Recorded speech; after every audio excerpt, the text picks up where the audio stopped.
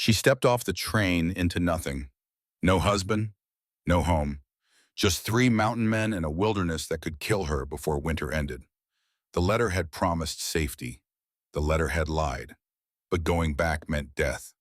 And whatever waited on that mountain, it was better than the men hunting her, and the secret hidden in her bag.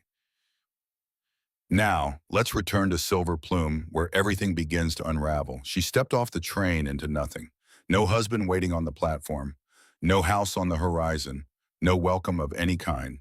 Just three bearded mountain men standing shoulder to shoulder in the freezing wind and 100 miles of snow-covered wilderness stretching behind them like the edge of the known world.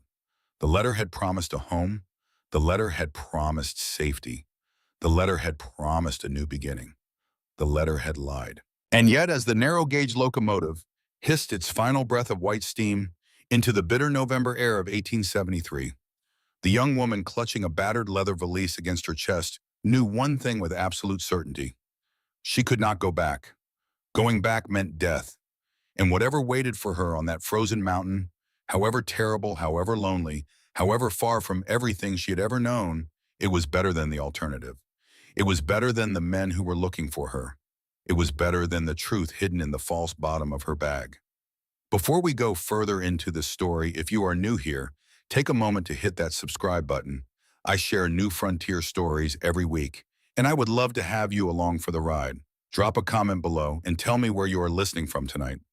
Now let us get back to Silver Plume, Colorado territory, where three brothers are about to meet a woman who will burn their carefully built world to the ground. The Silver Plume Railroad Depot sat at nearly 9,000 feet above sea level, perched on a narrow shelf of rock and timber where the air was thin enough to make a strong man lightheaded and the winters were cruel enough to kill a careless one. It was not a place that attracted the faint of heart. The men who came here were miners with fever, bright eyes prospectors chasing the last veins of silver trappers who preferred the company of animals to people, and the occasional traveling preacher brave enough or foolish enough to bring God to a place that seemed designed to prove his absence. Three men stood on the wooden platform, their massive frames dwarfing every other soul in sight. They were the Blackwood brothers, and they were waiting for a woman none of them truly wanted. Josiah Blackwood stood at the center. He was the eldest at 36, and he looked like a man carved from the very granite of the Rocky Mountains. Everything about him spoke of hard use and harder survival. His face bore the geography of windburn and exposure, and a jagged scar ran the length of his jaw, a permanent souvenir from a grizzly bear 3 winters prior. His eyes were the color of storm clouds, gathering over the peaks gray and cold and patient, the eyes of a man who had spent 2 decades watching and waiting in a wilderness that rewarded vigilance and punished everything else. But it was his hands that told the real story. Large hands, scarred hands, calloused hands that had felled 1,000 trees, set 10,000 traps, built 3 cabins from raw timber and broken wild horses that no other man in the territory would touch. Every ridge of thickened skin, every white line of healed injury mapped a life of relentless physical labor. Josiah Blackwood was the kind of man that a 60-year-old listener would recognize instantly, either in the mirror or in memory. A man of few words and deep conviction. A man who worked with his hands, kept his promises, and believed that love, if it existed at all, was something you earned through steadfast action rather than smooth talk. Every morning before dawn, Josiah sharpened his double-bit axe on a Japanese waterstone he had traded from a passing miner years ago. Most men on the frontier considered such a thing an extravagance. Josiah considered it a matter of life and death. A dull axe was more dangerous than a sharp one. That was the only thing he ever said on the subject, and he said it once. Behind him, leaning against a wooden post with the quiet ease of a man more comfortable with silence than conversation, stood Caleb Blackwood, 32 years old. His light brown hair caught the weak winter sun, revealing streaks bleached almost white from summers spent in the high meadows above the tree line. His eyes were amber warm and watchful, and they missed nothing. Caleb was the observer of the family, the mediator, the one who could calm a spooked horse with a single touch of his hand and read the coming weather in the shift of the wind. In his coat pocket, a battered harmonica, the only possession that had survived from their mother, rested against his chest. Caleb had agreed to this arrangement when Josiah first proposed it, but his agreement came with a quiet reservation he kept to himself. This plan, he believed, would either save the 3 of them or destroy the fragile equilibrium of their mountain life. He suspected with the intuition of a man who spent his days reading animal behavior that the answer would depend entirely on the woman who stepped off that train. The youngest of the three, Emmett Blackwood, paced the platform with barely contained energy. 28 years old, auburn hair streaked with copper highlights beneath a battered cowboy hat pushed back on his head. Green eyes that blazed with the particular fire of a man who had never once in his life learned to keep his opinions to himself. Emmett had fought this idea from the start, and he was not shy about saying so. "This is a fool's errand, Josiah." His breath formed clouds in the freezing air. "We don't need some stranger poking around our homestead. We've managed fine on our own. We nearly didn't make it through last winter." Josiah's voice was a low rumble like distant thunder rolling across the peaks. He did not look at his brother.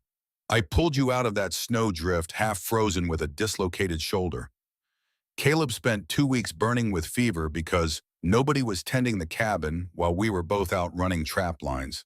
A man can run a trap line, chop wood, and hunt, but he cannot do all of that and keep a homestead from freezing over at the same time. We need help." "Then hire a ranch hand, not a wife. No man worth his salt wants to winter at 9,000 feet for the wages we can pay." Josiah's voice was flat final. "A wife is a partnership. Room, board, and protection in exchange for the maintenance of a mountain homestead. It is a transaction, nothing more. A man keeps his word." That was what Josiah believed, and it was all he believed. Love was a luxury for people who lived in towns with wishlights and cobblestone streets. Up here, above the tree line where the wind could strip the flesh from your face, and a single wrong step could send you tumbling 1,000 feet into a frozen canyon, there was no room for sentiment. There was only survival, and survival required a practical mind. Caleb said nothing during this exchange. He watched his brothers with the same quiet attentiveness he gave to animal tracks in the snow, reading what lay beneath the surface. Josiah's insistence on the word transaction told Caleb everything he needed to know. His eldest brother was terrified of something, and it was not the winter. The locomotive hissed one final exhalation of steam. Passengers began to disembark, hardened miners with picks slung over their shoulders, dusty prospectors, a traveling preacher clutching a Bible to his chest as though it were a shield, and then stepping hesitantly onto the icy planks of the platform as though she were stepping onto the surface of the moon, came a woman who looked as though a strong gust of mountain wind would carry her clean over the continental divide. She wore a navy blue velvet traveling dress. It was an elegant garment from a world of gas-lit parlors and refined drawing rooms entirely impractical for the frontier. The hem was caked in dried mud.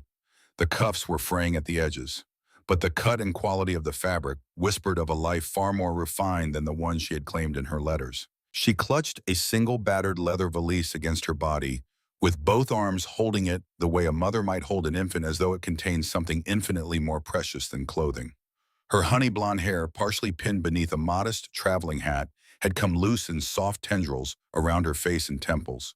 Her eyes were cornflower blue, large and expressive, and undeniably intelligent, and they darted across the platform with the frantic alertness of a hunted animal scanning for predators. She was beautiful, strikingly, almost painfully beautiful. The kind of beauty that did not belong on a frozen railroad platform at 9,000 feet, surrounded by miners and mule skinners. And she was clearly, unmistakably, absolutely terrified. All three Blackwood brothers stared. Emmett was the first to speak. "Tell me that is not her. It cannot be." Josiah's jaw tightened until the scar along its length turned white. "I specified a robust woman of practical mind. Maybe she is robust on the inside," Caleb offered quietly, and even he could not entirely conceal the concern flickering behind his amber eyes. Josiah stepped forward. His massive frame cast a long shadow over the trembling figure.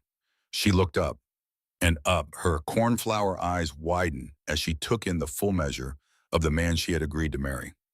Not one enormous stranger, but three scarred, weathered, mountain-forged men standing before her like sentinels carved from the rock itself. For a moment, the terror in her eyes was so raw, so unguarded, that even Josiah felt something twist uncomfortably in his chest. something dangerous, something that felt uncomfortably close to guilt. He crushed it immediately. "You, Clara Whitmore." His voice was blunt, devoid of warmth. She jumped, nearly lost her grip on the valise. Her eyes darted between the three of them, a flicker of raw panic crossing her delicate features before she mastered it with visible effort. "I am." Her voice was barely more than a whisper. "You must be Mr. Blackwood." "Which one?" Emmett said with a humorless smirk, folding his arms across his broad chest. "Josiah." The eldest ignored his brother. "These are my brothers, Caleb and Emmett. They live on the homestead. You were not told about them because it was not relevant to our arrangement." Three men. She had agreed to travel into remote wilderness with not one but three enormous strangers. The reality of that settled over her like a physical weight, and the flash of fear that crossed her face was something no amount of composure could entirely hide. "You lied in your letters." Josiah's voice was hard as the granite cliffs towering above them. "You wrote that you were a sturdy widow accustomed to hard labor. You do not look like you have ever split a log or gutted a fish in your life. The next train back east leaves tomorrow at dawn. I will pay your room at the boarding house tonight, and you will be on it." So something shifted in Clara's posture. The trembling did not stop. The cold was relentless, and her velvet dress offered about as much protection as a silk handkerchief in a blizzard. But her spine straightened, her chin lifted, her grip on the battered valise tightened until her knuckles turned the color of bone. "I am not going back, Mr. Blackwood." The words were soft, but they carried an edge that made all three brothers pay attention. Emmett's smirk faded. Caleb's amber eyes narrowed with sudden interest. Even Josiah paused. "We have an agreement," Clara continued, and her voice dropped to a low, desperate intensity that had nothing to do with anger and everything to do with survival. "Reverend Whitfield is expecting us at the parish house in 20 minutes to solemnize this arrangement, unless your word means nothing." Josiah's gray eyes darkened. In the world of the mountain man, questioning a man's word was the gravest insult there was. He stepped closer, towering over her, his scarred face inches from hers. "You will die up there, city girl. The mountain does not care about stubbornness. I have survived worse than cold." And for the first time, there was something in Clara's voice that did not sound like fear. It sounded like truth. A hard, bitter, bone-deep truth that had nothing to do with weather and everything to do with a past she would not speak of. Not yet. It was in that moment that something almost imperceptible happened. Something that none of the four people on that platform could have identified or named, but that would alter the course of all their lives. Caleb Blackwood, watching this exchange with the intensity of a man studying an animal he had never encountered before, stepped forward and did something neither of his brothers expected. He reached down and gently took Clara's valise from her trembling hands. "Let me carry that for you, ma'am," he said quietly. Clara's reaction was instantaneous and alarming. She lunged for the bag, grabbing it back with a ferocity that startled all three men. Her eyes went wild. Her fingers clawed at the leather with desperate strength. "No, I am sorry. I can carry it myself, please." The wind howled across the platform. An awkward silence fell. Caleb stepped back, his amber eyes flickering with questions he was too tactful to ask.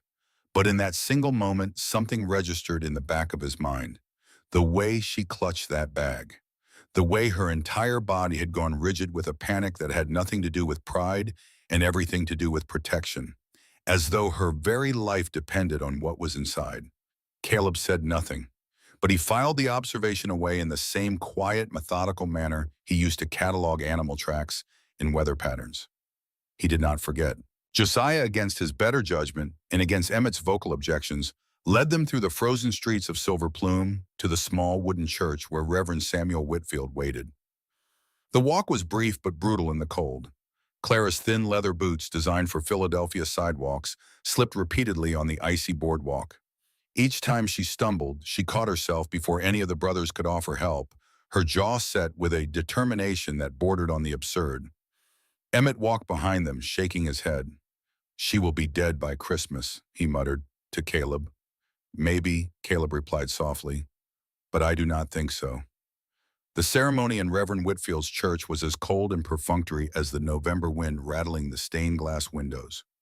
The small wooden building smelled of pine resin and candle wax. A pot-bellied stove in the corner provided token warmth that barely reached the altar, where Whitfield, a portly man with kind eyes and a perpetually worried expression, performed the rites with gentle sincerity. He had married dozens of mail-order couples in this mining town. He had seen brides weep with relief and brides weep with horror. He had seen grooms who could not meet their new wife's eyes and grooms who stared with naked hunger. But he had never seen a couple quite like this. A bride who was so clearly out of place that she might as well have arrived from another planet, yet who refused to leave with a stubbornness that bordered on ferocity. And a groom whose face was carved from stone and whose gray eyes betrayed nothing, absolutely nothing of what lay beneath. Clara and Josiah exchanged no smiles, no rings, only signatures on a marriage certificate. Clara's hand trembled as she wrote Clara Whitmore on the line, and for just a fraction of a second, her pen hovered over the paper as though some part of her rebelled against writing a name that was not truly hers. Caleb noticed. He always noticed. The journey up the mountain was agonizing. Josiah rode his gelding at the front of the trail. Caleb led a pack mule loaded with supplies. Emmett rode rear guard, his Winchester rifle resting across his saddle, his green eyes scanning the tree line from habit. Clara was given a gentle but stubborn mare named Bess, selected by Caleb specifically for her steady temperament on treacherous mountain trails. The trail wound through dense stands of ponderosa pine and blue spruce along terrifying switchbacks where the mountainside fell away into vast canyons churning with wind-driven snow. The altitude hit Clara halfway up. At 9,000 feet, the air thinned until breathing felt like sucking wind through a wet cloth. Her face went pale as parchment. Her grip on the saddle horn turned white. Black spots danced at the edges of her vision and the world tilted dangerously sideways. But she did not utter a single word of complaint. Josiah did not look back. He told himself he did not care whether the city girl stayed on her horse or fell off it. But his ears were tuned behind him, listening with the involuntary alertness of a man whose instincts ran deeper than his stubbornness, listening for the sound of a body hitting frozen ground. Emmett, riding behind Clara, watched her sway dangerously in the saddle. His initial hostility warred with something he could not suppress, the deep bred in the bone. Blackwood compulsion to protect that which was under their roof, under their responsibility, under her name. He nudged his horse forward until he was riding alongside her. Breathe slow. His voice was gruff. He did not look at her. Through your nose. Short breaths. The air is thinner up here than anything you have known. Your blood needs time to learn it. Clara turned to look at him, surprise flickering through the fog of altitude sickness. It was the first kind thing any of the brothers had said to her since she stepped off the train. She nodded, adjusting her breathing as instructed, and gradually some of the color returned to her cheeks. Emmett said nothing else. He dropped back to his position at the rear. But something small had shifted between them. A crack in the wall no wider than a hair. But there, the mountain does not care, but I do. They reached the Blackwood homestead at dusk, just as the temperature plummeted to a cold that seemed to reach inside your chest and squeeze.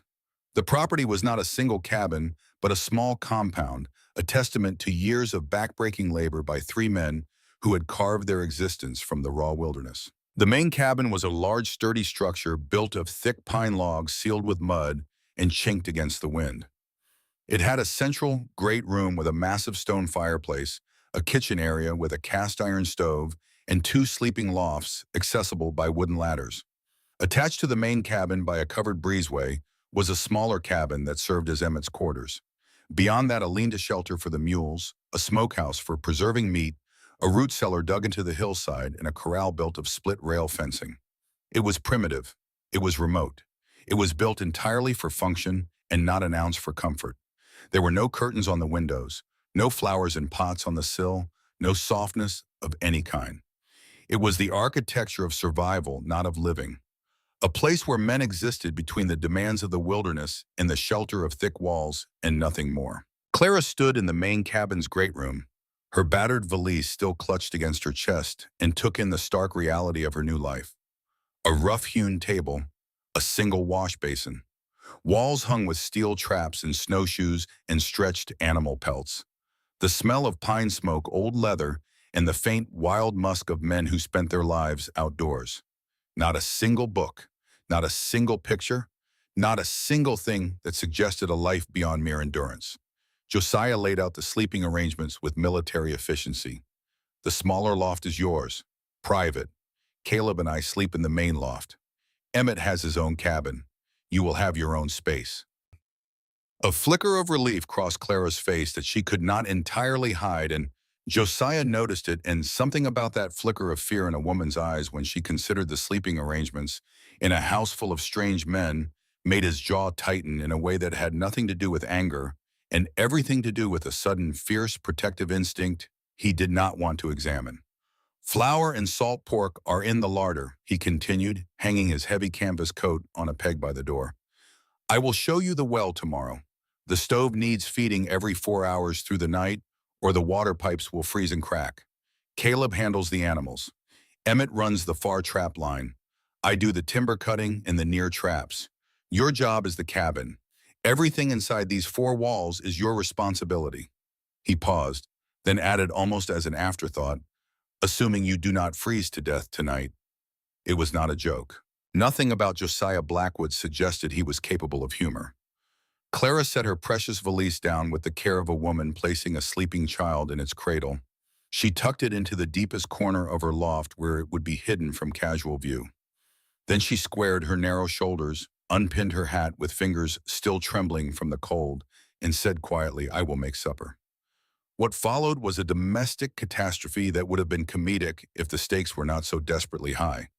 Clara had never operated a cast-iron wood-burning stove in her life. She knelt on the hard wooden floor, striking match after match, her fingertips staining yellow with sulfur, stubbornly fighting to coax flame from kindling. She did not know that dry pine needles caught faster than wood shavings. She did not know that the flue had to be opened before lighting the fire, or the cabin would fill with smoke. She did not know that cast iron needed to be heated slowly, that thermal shock from a roaring blaze could crack the metal and ruin the only stove for 40 miles. Caleb appeared silently in the doorway. He watched her struggle. He considered helping. Instead, he watched her figure it out on her own. Watched the moment she realized the flue was closed. Watched her burn her fingers on the iron handle and bite back the cry of pain, refusing to show weakness. Watched the small, hesitant flame finally catch the tinder and grow, fed by her breath and her will, until the fire crackled to life inside the old stove. The salt pork she cooked was burned almost beyond recognition. The biscuits she attempted were so hard they could have served as ammunition for a frontier cannon. The coffee was weak and bitter and tasted like regret boiled in creek water. It was without question the worst meal any of the Blackwood brothers had ever consumed. And every single one of them had eaten raw elk jerky in a blizzard. Josiah ate it, every bite. He did not complain. He did not compliment. He simply ate methodically and completely, then rose from the table and went outside to check the mule corral. And in that simple act, that refusal to criticize, that willingness to eat a terrible meal without a single word of complaint, Clara glimpsed something about Josiah Blackwood for the first time. He was not a cruel man. He was a man who had built walls around himself so thick that even he had forgotten what lay inside. He ate her ruined food not because it was good, but because she had made it, because she had tried. And in the world of Josiah Blackwood, where trying could be the difference between life and death, trying was enough. Emmett took one bite of the biscuit, grimaced, and opened his mouth to deliver what was certain to be a devastating critique. But Caleb caught his eye across the table and gave a single, barely perceptible shake of his head. Emmett closed his mouth. He ate the biscuit, every rock-hard jaw punishing bite. After supper, Clara washed the dishes in the basin with water so cold it made her fingers ache down to the bone. Alone in the dim, flickering firelight, the full weight of her isolation settled over her like an avalanche. She was hundreds of miles from civilization, trapped in a loveless, frigid marriage with a stranger who expected her to fail, sharing a homestead with 3 men she did not know, hiding a secret that, if discovered, could get every person under this roof killed. And somewhere out there, in Philadelphia, in Chicago, on the trains and telegraph lines that spider-webbed across the country, men were looking for her. Men who worked for a man powerful enough to own police and judges and politicians. Men who would not stop until they found her or until she was dead. Clara braced her hands on the edge of the wash basin and closed her eyes. For one terrible moment, her composure cracked. A single tear slid down her cheek, catching the firelight like liquid amber. Just one. She allowed herself just one. Then she wiped it away with the back of her roughened hands, straightened her spine, and hung the dish rag to dry. Winter always ends. She did not know where she had heard those words, but she held them now in the dark like a stone worn smooth by a river. Something to grip when there was nothing else. That night in the main loft, Josiah lay on his bedroll in the darkness listening. The creak of the floorboards as Clara climbed the ladder to her loft. The rustle of blankets. The quiet, rhythmic breathing of a woman who was trying very hard to convince herself she was not afraid. He realized one thing before sleep took him. Clara Whitmore, whoever she really was, possessed a stubborn streak that rivaled the mountain itself. In his smaller cabin, Emmett lay awake staring at the ceiling, furious with himself for being unable to stop thinking about the way she had caught herself every single time she stumbled on the icy trail. Angry that he noticed, angrier that he cared. And in the main loft, just a few feet from Josiah, Caleb lay awake longest of all. He was thinking about the valise, about the way Clara sounded her name with that fractional hesitation, about the quality of her ruined velvet dress, far too expensive for a widow from St. Louis accustomed to hard labor, about the way she flinched at unexpected sounds with the particular quality of fear that belonged not to a woman unused to the wilderness, but to a woman who had been hunted. Clara Whitmore was lying about who she was. Caleb was as certain of this as he was certain the snow would fall tomorrow. The question that kept his amber eyes open in the darkness long after his brothers had surrendered to sleep was simple. Why but she did not know what Josiah had buried in the silence of his scarred face. And when she found it, when all three brothers discovered what she carried in the false bottom of that battered valise, everything would change. The first month of Clara's mountain life was a crucible of pain, failure, and relentless determination. The Rocky Mountain winter descended on the Blackwood homestead with a vengeance that seemed almost personal. 4 feet of snow buried the compound. Temperatures plummeted to 30 degrees below zero. The wind howled through the ponderosa pines like a living thing, rattling the shutters, finding every gap in the cabin's chinking, reaching inside with frozen fingers to steal whatever warmth the stove could produce. The three brothers were gone from before dawn until well after dusk, each working his assigned area of the homestead's vast operation. Josiah cut timber with his double-bit axe, the one he sharpened each morning before sunrise on that Japanese waterstone. Each stroke fell with precision, the ponderosa pines splitting with a crack that echoed through the frozen air like a rifle shot. He ran the near trap lines too, checking each steel jaw, Newhouse trap along routes he had walked so many times that his boots had worn permanent paths in the earth beneath the snow. Caleb tended the animals, 2 mules and 3 horses that were the Blackwood brothers' lifeline to the outside world. He checked their hooves each morning for cracks caused by the ice-mixed poultices from rendered bear fat to rub into their cracked skin, and repaired tack and harness with leather working tools he kept sharper than a razor. He knew each animal by name and personality. Big Jim was the most stubborn mule, but also the strongest, capable of pulling timber loads twice his own weight up impossible grades. Bess was the gentle mare Clara had ridden on her first day. Old Sam was the eldest mule, slow but reliable, who knew every trail on the mountain better than any map ever drawn. Caleb spoke to them in a low, even voice, the same calm voice he would eventually use with Clara when he began teaching her the skills that would keep her alive. Emmett ran the far trap lines, sometimes vanishing for 2 or 3 days at a stretch, sleeping in emergency lean-to shelters he had built along his route. Frameworks of rough timber covered with spruce boughs, just enough to break the wind, but never enough to truly warm a man. In those shelters, you kept the fire burning all night, or you did not wake up. He set beaver traps along the mountain streams. Newhouse number 4s, the standard of the era, steel-jawed mechanisms that required considerable strength just to open and set.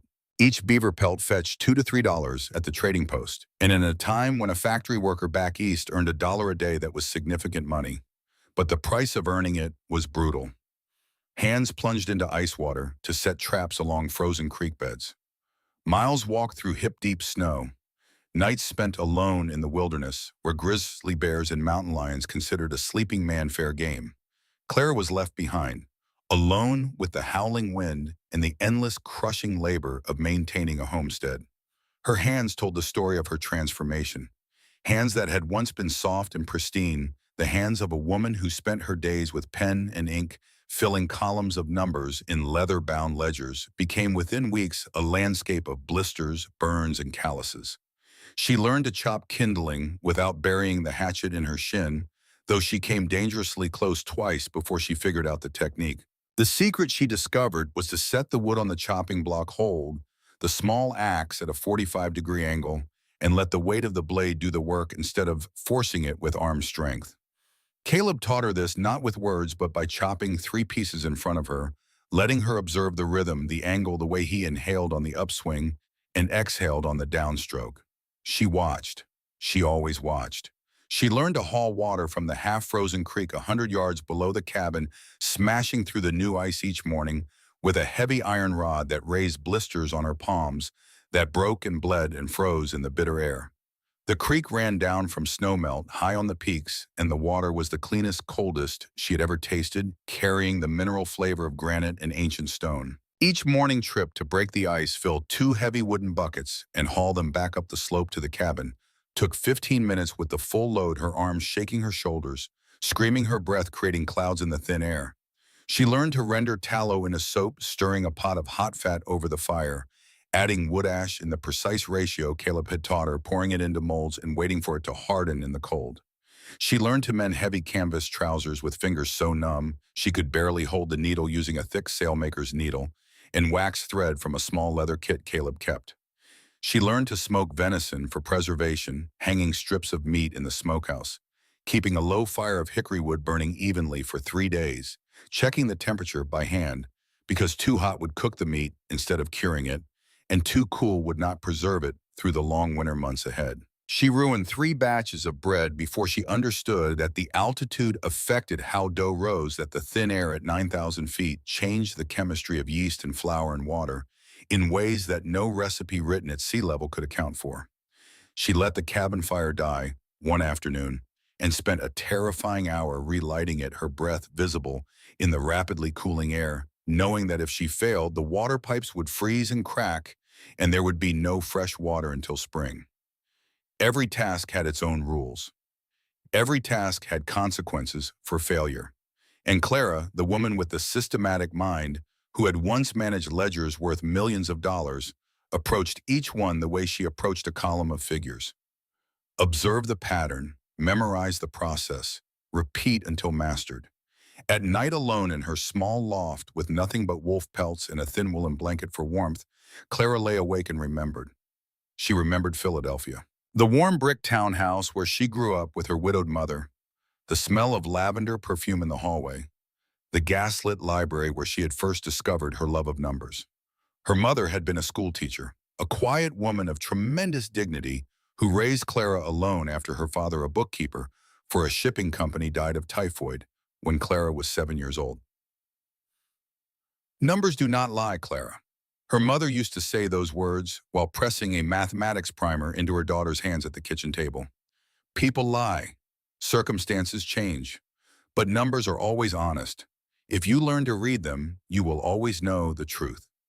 It was this gift, this almost supernatural ability to find patterns in columns of figures, to see the story hiding inside a ledger, the way some people saw pictures in clouds, that had brought Clara to the attention of Cornelius Hargrove. She had been working as a junior clerk in a Philadelphia accounting firm when Hargrove's agents came looking for a private accountant, someone young, someone quiet, someone female, because Hargrove assumed a young woman would be too naive and too frightened to understand what she was recording. For 2 years, Clara sat in a small office in Hargrove's mansion, recording payments and receipts, maintaining ledgers with meticulous precision. She told herself the numbers were just numbers, abstract figures on a page. It was not her business to ask what they meant. Then one evening, working late by lamplight, she made a mistake that changed everything. She accidentally cross-referenced a series of payments labeled right-of-way clearing expenses with a set of newspaper clippings about so-called Indian raids and bandit attacks in the San Juan Valley that had killed entire families of ranchers and settlers. The dates matched, the amounts matched, the names matched. The numbers were not abstract anymore. They were the prices paid for human lives. Claire remembered the night she discovered the truth. The way her hands trembled as she turned the pages of the ledger. The way the numbers blurred through her tears. The way the elegant study in Hargrove's mansion suddenly felt like a crypt, a tomb built from mahogany and brass where the dead cried out from every column, every entry, every carefully recorded payment for murder. 3 weeks of agonizing indecision followed. Sleepless nights, nausea that made it impossible to eat, the constant nauseating battle between fear and conscience. Then the decision. She waited until Hargrove attended a dinner party at the Union League, entered his private study with the duplicate key she had made months earlier for legitimate purposes, and copied the two most damning ledgers page by page, working by candlelight, until her hand cramped and the candle burned to a stub. The terror of fleeing Philadelphia with nothing but a carpet bag and a valise with a false bottom. The train to Chicago. The Pinkerton men in the Chicago station, their flat professional eyes scanning every face in the crowd. The desperate purchase of a ticket heading west as far as her dwindling money would take her. And then in a discarded newspaper on the seat of a westbound train, the advertisement that would save her life or end it. Mail order bride wanted. Mountain homestead. Hard life. Fair man. Now she was here, on a frozen mountain, with burned fingers and blistered hands, making terrible biscuits for 3 men who did not trust her, hiding 2 leather-bound books that could bring down one of the most powerful men in the country. But she was alive, and the ledgers were safe. And every morning when she climbed down from her loft and lit the fire and began the endless labor of the day, she reminded herself of one truth that held firm even when everything else was crumbling.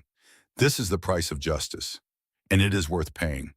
The dynamic between Clara and each of the 3 brothers developed along distinct, separate tracks, creating 3 relationships that would become the emotional architecture of everything that followed.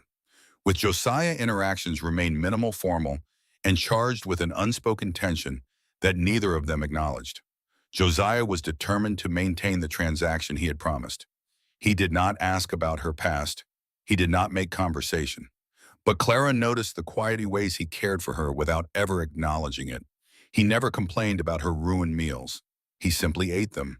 He started leaving extra chopped kindling by the cabin door so she would not have to strain with the axe. One morning she found that someone had lined her boots with fresh rabbit fur to keep her feet warm. Nobody took credit, but only Josiah ran the near trap line where rabbits could be caught. When their hands accidentally brushed reaching for the same plate at supper, both recoiled as if burned. When Clara emerged from her loft in the early morning, her hair loose and golden in the firelight, before she pinned it up for the day, Josiah looked away so quickly that Caleb, watching from across the room, had to hide a rare smile behind his coffee cup. Actions, not words. That was the Josiah Blackwood way. With Caleb, Clara found an unlikely teacher. Unlike Josiah's cold efficiency and Emmett's vocal skepticism, Caleb offered help through quiet demonstration. He showed her how to season a cast iron pan properly by doing it himself while she watched, never making her feel foolish for not knowing. He taught her to read animal tracks in the snow. Bear, elk, rabbit, wolf. Knowledge that could save her life if she ever found herself alone outside the cabin walls. But Caleb was also watching her, always watching. He noticed that Clara kept a small journal, writing in it every night before bed, hiding it in the same corner of her loft where she kept the precious valise. He noticed her unusual facility with numbers. When he asked her to help inventory the winter supplies, she tallied figures in her head faster than he could count them on paper. He noticed that she startled violently at unexpected sounds with the specific quality of fear that belonged not to someone unfamiliar with the wilderness, but to someone who had been hunted. With Emmett, the relationship was warfare. The youngest Blackwood made no secret of his belief that bringing Clara to the homestead was the worst decision Josiah had ever made, and he tested her relentlessly at every opportunity. "Those biscuits could stop a bullet," Emmett said one evening, dropping one onto his plate with a thud that echoed through the cabin. Clara's cheeks flushed, but she met his green eyes steadily, and what came out of her mouth surprised every person at the table, including herself. "Then you had better hope I am nearby the next time someone shoots at you, Mr. Blackwood." Emmett's eyes widened. Then, despite himself, a bark of laughter escaped him. Rough and genuine, and startled the first real laugh heard in that cabin in weeks. He shook his head, muttered something under his breath, and ate the biscuit. From that moment on, their war became something else. Something laced with grudging respect and the first fragile threads of what might in time become something resembling family. 6 weeks after Clara's arrival, this first turning point came. Josiah had gone into the lower valley to check a distant trap line, warning he might not return until nightfall. Caleb was working in the lean-to repairing a broken pack saddle. Emmett was 3 days into a run along his far line and not expected back until tomorrow. By mid-afternoon, the sky bruised into a deep, violent purple, the specific shade of purple that experienced mountain men recognized as the harbinger of a killing blizzard. The storm struck with terrifying speed. Visibility dropped to zero within minutes. The world dissolved into a howling white void. Clara was inside the main cabin mending one of Josiah's wool shirts, a task she had taken on without being asked, and one that gave her a private satisfaction she refused to examine too closely. Then she heard it, the frantic, high-pitched braying of the mules in the lean-to. Not the restless sounds of animals uncomfortable in a storm. The raw, primal screaming of animals facing a predator. Through the frosted window, she saw shadows moving near the corral. Dark shapes low to the ground, moving with the fluid, purposeful coordination of pack hunters. Timber wolves, 7 or 8 of them driven down from the high peaks by the brutal winter, desperate and starving. 2 were already tearing at the wooden gate of the lean-to. Clara's mind calculated the situation in seconds. The same precise, systematic mind that had once tracked millions of dollars through the financial empire of Cornelius Hargrove now computed odds of survival with brutal clarity. If the wolves killed the mules, the Blackwood brothers' livelihood was destroyed. No mules meant no way to haul timber or furs. No trade meant starvation. She could not wait for Caleb. She did not know where he was. The wolves were at the gate. Minutes mattered. She ran to the stone mantel and grabbed the heavy Winchester rifle Josiah kept loaded above the fireplace. She had never fired a gun in her life, but she had watched Josiah clean it, watched his large, methodical hands work the lever action with practiced ease. She paid attention. She always paid attention. She threw a heavy wool blanket over her shoulders and kicked the cabin door open. The wind hit her like a fist. The cold was not merely uncomfortable. It was a searing, burning agony against her face, her hands every exposed inch of skin. She waded into thigh-deep snow, raising the Winchester to her shoulder. The rifle weighed nearly 10 pounds, and her arms trembled violently with the effort of keeping it level.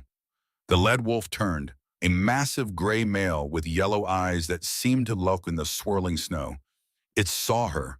It abandoned the gate and lowered its head lips, pulling back from yellowed fangs, a growl resonating in its chest like the warning rumble before an avalanche. It began stalking toward her through the drifts. Clara's heart hammered against her ribs like a trapped bird. Her vision narrowed to a tunnel. The rifle barrel, the wolf's eyes, the impossible distance between them. She squeezed her eyes shut for a fraction of a second. A prayer, a curse, a promise to herself that she would not die here, not like this, not before the contents of that battered leather valise reached the hands of a federal judge in Denver. She opened her eyes, aimed down the barrel, and pulled the trigger.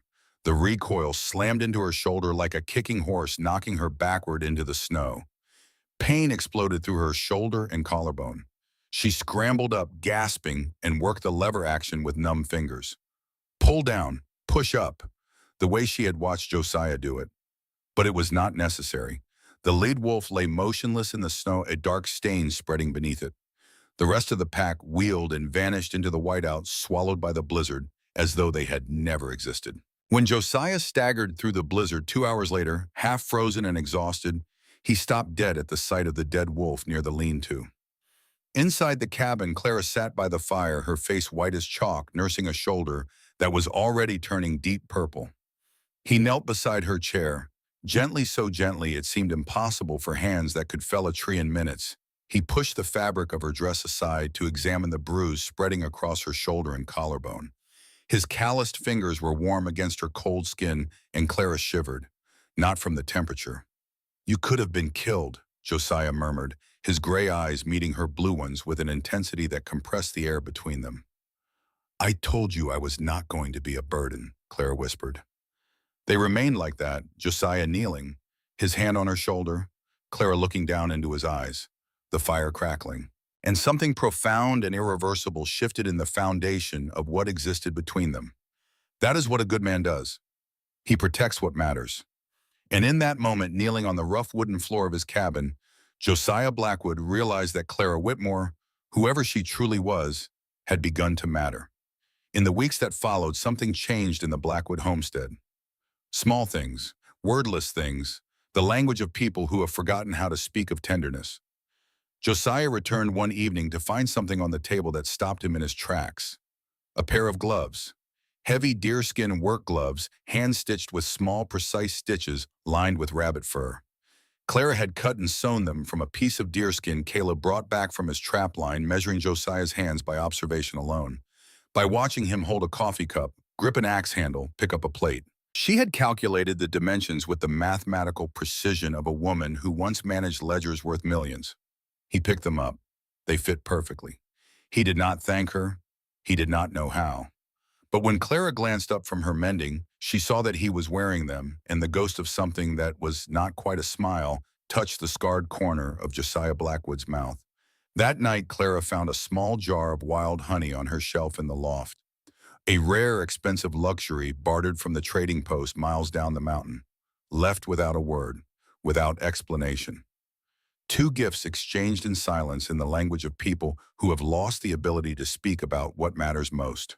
The cold, practical marriage Josiah had orchestrated was being consumed slowly and inexorably by something neither of them had planned for, and neither of them could stop. But the warmth spreading through the Blackwood homestead was not the only fire approaching. Far below, in the smoky saloons and telegraph offices of Georgetown, a man in a fine charcoal wool suit was asking questions, showing a photograph, getting closer. Somewhere on the wind, the sound of a noose tightening. Silas Pruitt had caught the scent. 2 weeks after the wolf attack, Josiah Blackwood rode down the mountain to Georgetown for supplies. He despised civilization. He always had. The noise of it, the smell of it, the way people in town stood too close and talked too much and asked questions that were none of their business. Georgetown was a bustling frontier hub of transient miners, dusty prospectors, and merchants who would sell you a rusty nail for the price of a gold nugget if they thought you were desperate enough. The general store, the assayer's office, and the saloon formed the unholy trinity of frontier commerce, and Josiah visited all three with the grim efficiency of a man who wanted to spend as little time among other human beings as physically possible. At the general store counter, he placed his order with the same methodical precision he brought to everything. 40 pounds of flour, 10 pounds of salt, 5 pounds of roasted coffee beans, 2 boxes of .44 caliber cartridges for the Winchester rifles ammunition that also fit the Colt revolvers, which was one of the reasons the Blackwood brothers swore by that particular combination, a coil of manila rope, and 2 pounds of sugar. The sugar was new. Josiah had never bought sugar before. It was an extravagance, the kind of thing he would have dismissed as wasteful nonsense 6 months ago. But Clara liked a small spoonful in her morning coffee. He had watched her stir it in with that careful, precise motion that characterized everything she did, and he had noticed the way her eyes softened when she took that first sip, as though for one brief moment, the weight she carried on her narrow shoulders lifted just enough to let her breathe. He did not acknowledge this reason to himself. He simply added sugar to the list. He was waiting at the counter for his order to be assembled when a heavy hand clapped down on his shoulder. Josiah's reaction was instantaneous. His body coiled like a rattlesnake. His right hand dropped to the hunting knife on his belt. He spun with the controlled violence of a man for whom unexpected physical contact usually preceded a fight, and he came within a fraction of a second of drawing the blade before his eyes registered what stood behind him. The man was not a miner. He was not a prospector. He wore a fine charcoal wool suit, impeccably tailored, that stood out against the dirt and roughness of the frontier store like a church organ in a mining camp. His shoes were polished leather, absurdly impractical for the mud and ice of Georgetown streets. He was lean and clean-shaven, with the kind of bland, forgettable face that was perfect for a man whose profession required him to blend into crowds and vanish from memory. Everything about him was carefully unremarkable, except his eyes. His eyes were flat and gray, like river stones, polished smooth by cold water, running over them for 1,000 years. They were the eyes of a man who had looked at many people and assessed each one with the same detached calculation, sorting them into 2 categories: obstacles or tools. Named Silas Pruitt, the man displayed a silver Pinkerton agency badge pinned onto his vest with the casual confidence of someone accustomed to the effect that particular piece of metal produced. "I am looking for a fugitive from Philadelphia." He reached into his breast pocket and withdrew a worn tintype photograph. He placed it on the counter between them with a deliberate, practiced motion, the way a card player lays down what he believes is a winning hand. "A woman," Pruitt continued, his voice smooth and even, the voice of a man who had given this particular speech many times before in many towns, "stole highly sensitive financial ledgers from a prominent railroad investor named Cornelius Hargrove. These ledgers contain proprietary business information worth millions of dollars. Mr. Hargrove wants them returned. The woman is a common thief, nothing more." He tapped the photograph with one manicured finger. "Goes by the name Clara Whitmore, though that is almost certainly false. Real name is Clara Josephine Aldridge. Rumor has it she got off a train near here a couple of months back." Josiah looked down at the tintype. The image showed a younger Clara, adorned in silk and pearls, her honey blonde hair elaborately styled in the fashion of Philadelphia high society, seated in a photographer's studio with the rigid formal posture of a woman born into a world of gaslights and drawing rooms. She was unmistakable. Those cornflower blue eyes, that heart-shaped face, that particular set of the jaw that spoke of determination masquerading as delicacy. His wife. The woman who had sewn him deerskin gloves lined with rabbit fur, measuring his hands by observation alone. The woman who had walked into a blizzard with a rifle she had never fired and killed a wolf to save his mules. The woman whose soft, rhythmic breathing in the loft below his own had become the sound he listened for each night before sleep would come. She was not Clara Whitmore. She was not a widow from St. Louis.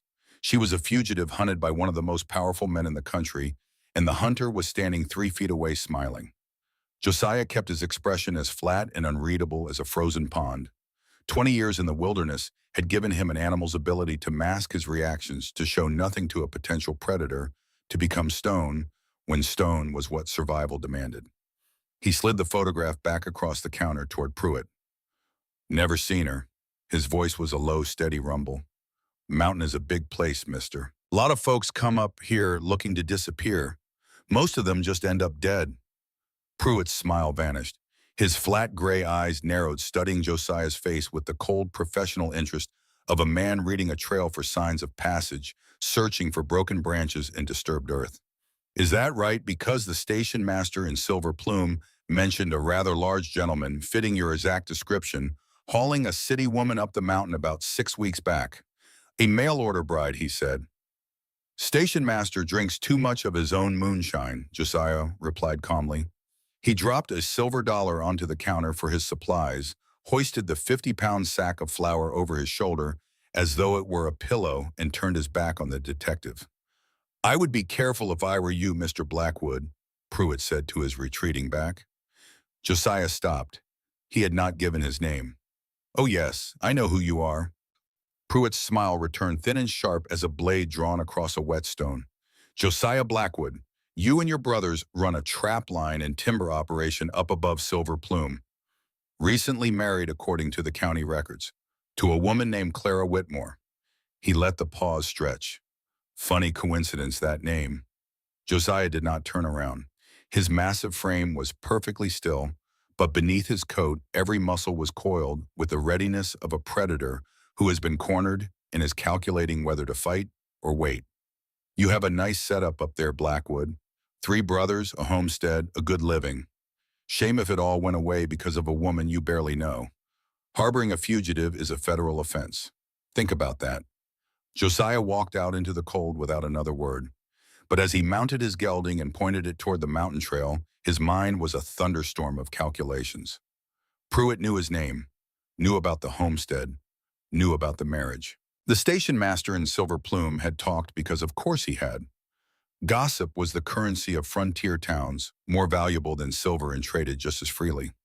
The county marriage records were public documents. Every trail of information led directly back to the cabin where Clara slept in the loft below his own, clutching a battered valise with a false bottom full of secrets. A man keeps his word. Josiah had spoken those words 1,000 times in his life. He had built his entire existence around them. His word was the only currency he recognized, the only wealth that mattered on a mountain where gold was worthless and a handshake sealed a bond stronger than any legal contract. He had given Clara his word that she would have room board and protection. He had stood in Reverend Whitfield's church and signed a marriage certificate, but he had given his word to a woman who did not exist. Clara Whitmore was a fiction. The woman in his cabin was someone else entirely.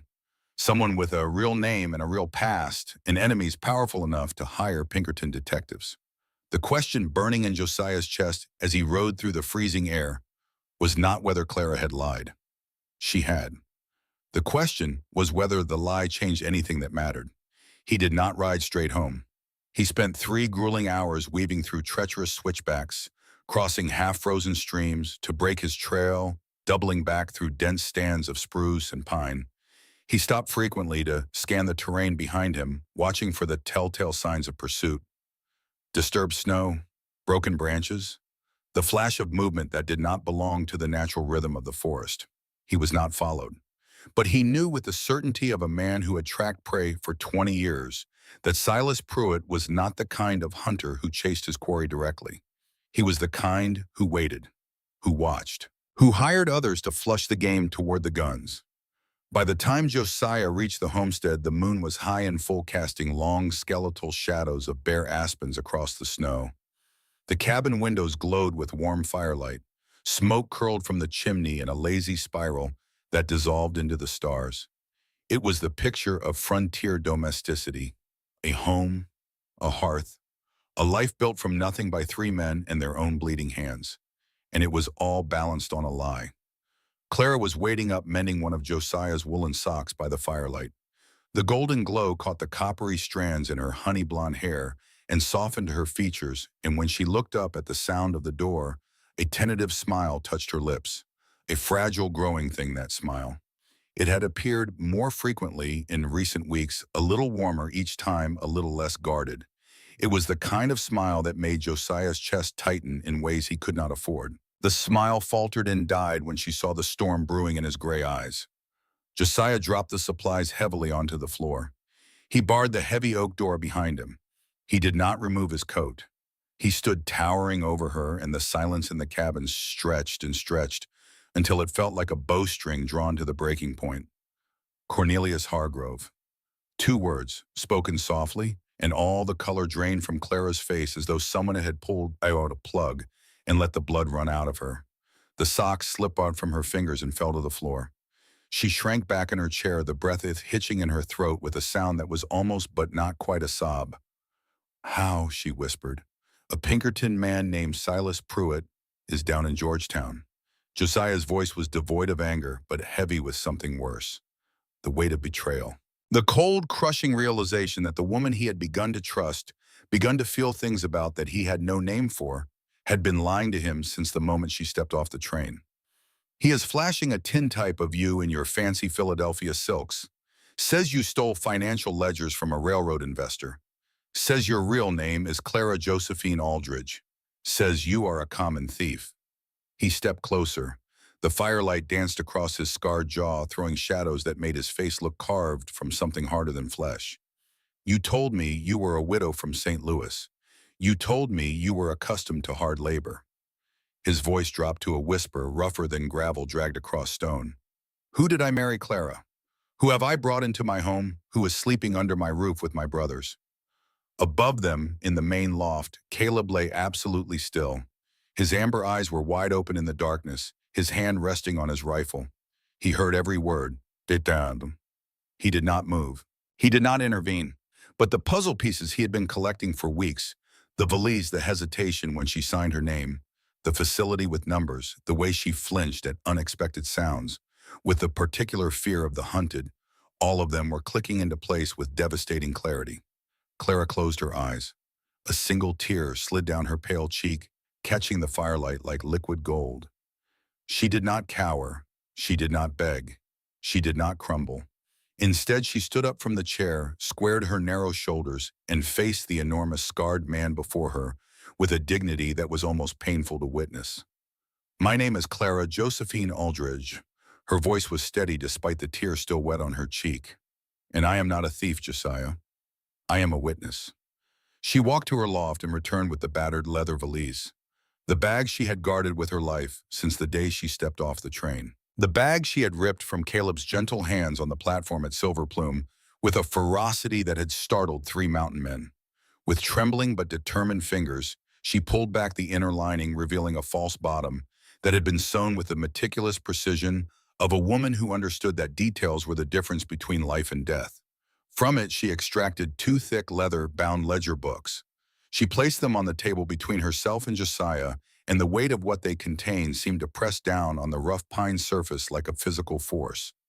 "I was Cornelius Hargrove's private accountant," she began, and as she spoke, the weight of secrecy that had been crushing her for months began to lift from her shoulders like snow melting in spring sun. "I managed his personal financial records for 3 years. He hired me because I was young and quiet and female. He assumed I would be too naive and too frightened to understand what I was recording. He was wrong." She opened one of the ledgers and turned to a page dense with columns of figures, each entry written in her own neat, precise handwriting. The handwriting of a woman whose mother had taught her that numbers never lied. "Hargrove is not just building a railroad, Josiah. He is stealing the land to build it on.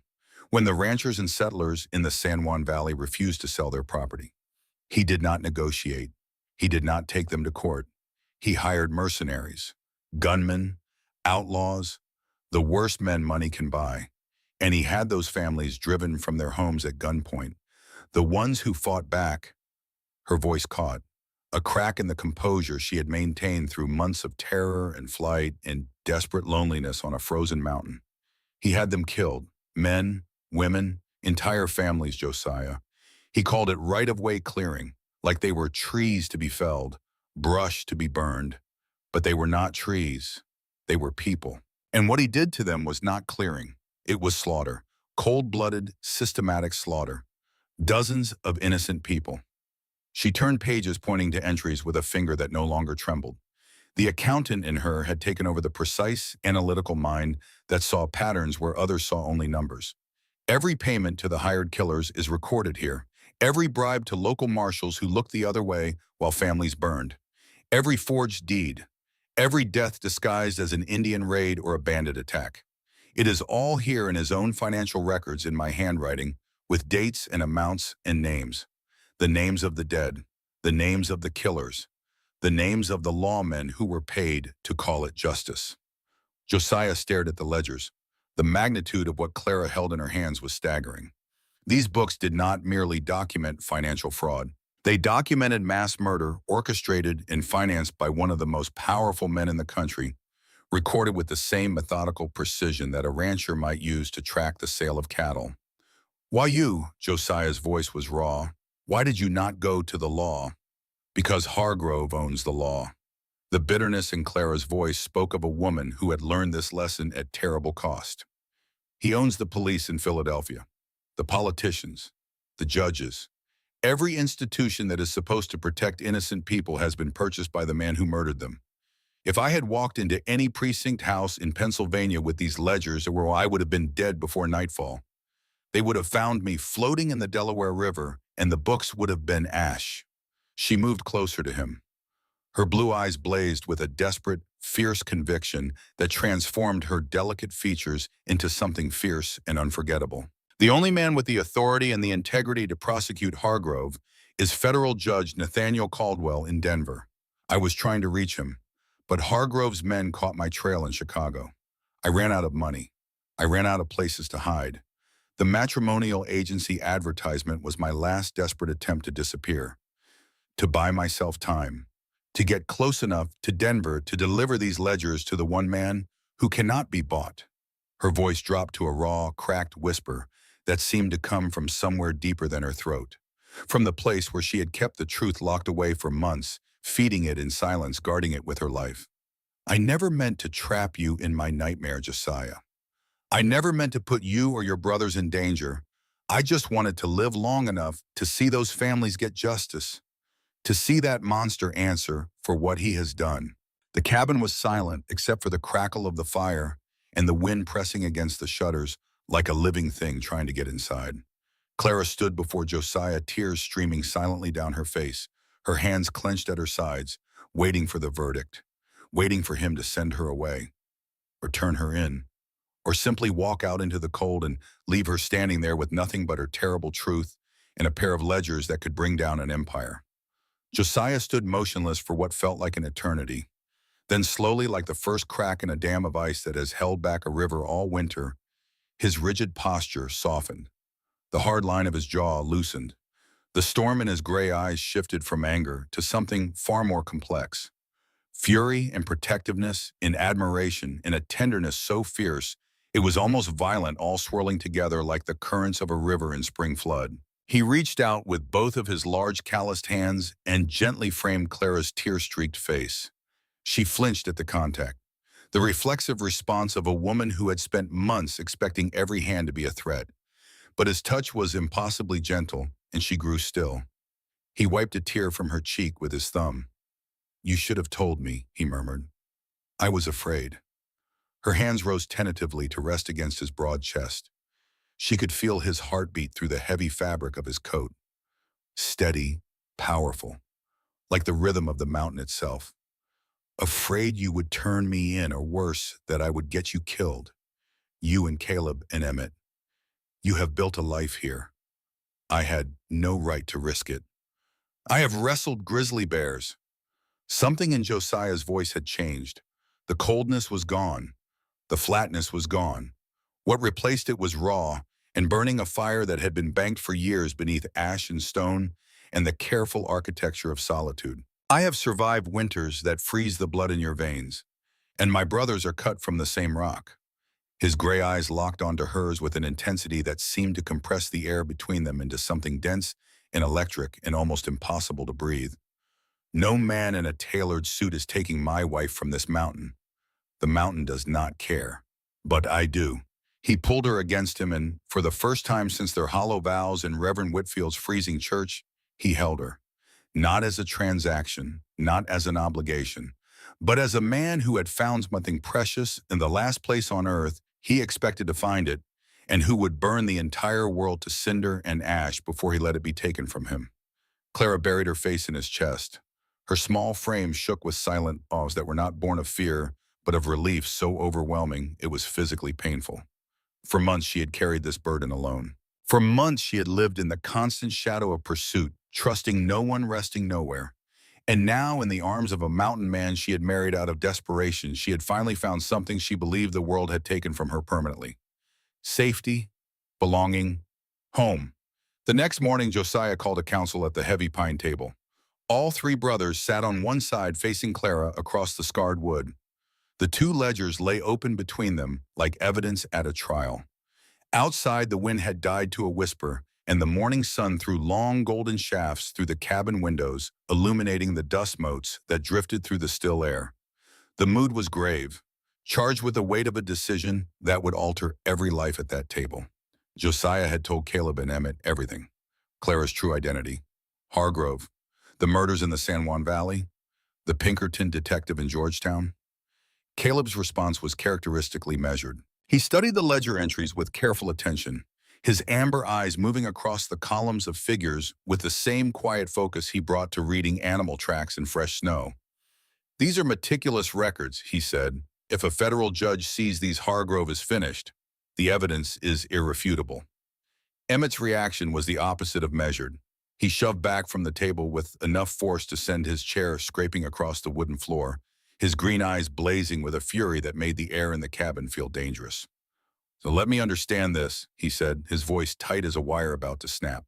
"She lied to us, she used us, she brought a railroad tycoon's hired guns to our doorstep, and now we are supposed to do what exactly? Fight a war because she decided to play hero."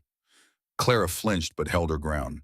She had learned something about facing down Blackwood men in the months since she arrived. You did not back away. You stood your ground, and you met their eyes, and you gave as good as you got, or they would never respect you. "I did not decide to play hero, Mr. Blackwood. I decided that watching families be murdered and doing nothing was something I could not live with." "Well, you might not have to live with anything much longer if Pruitt's men come up this mountain," Emmett snapped. "Enough."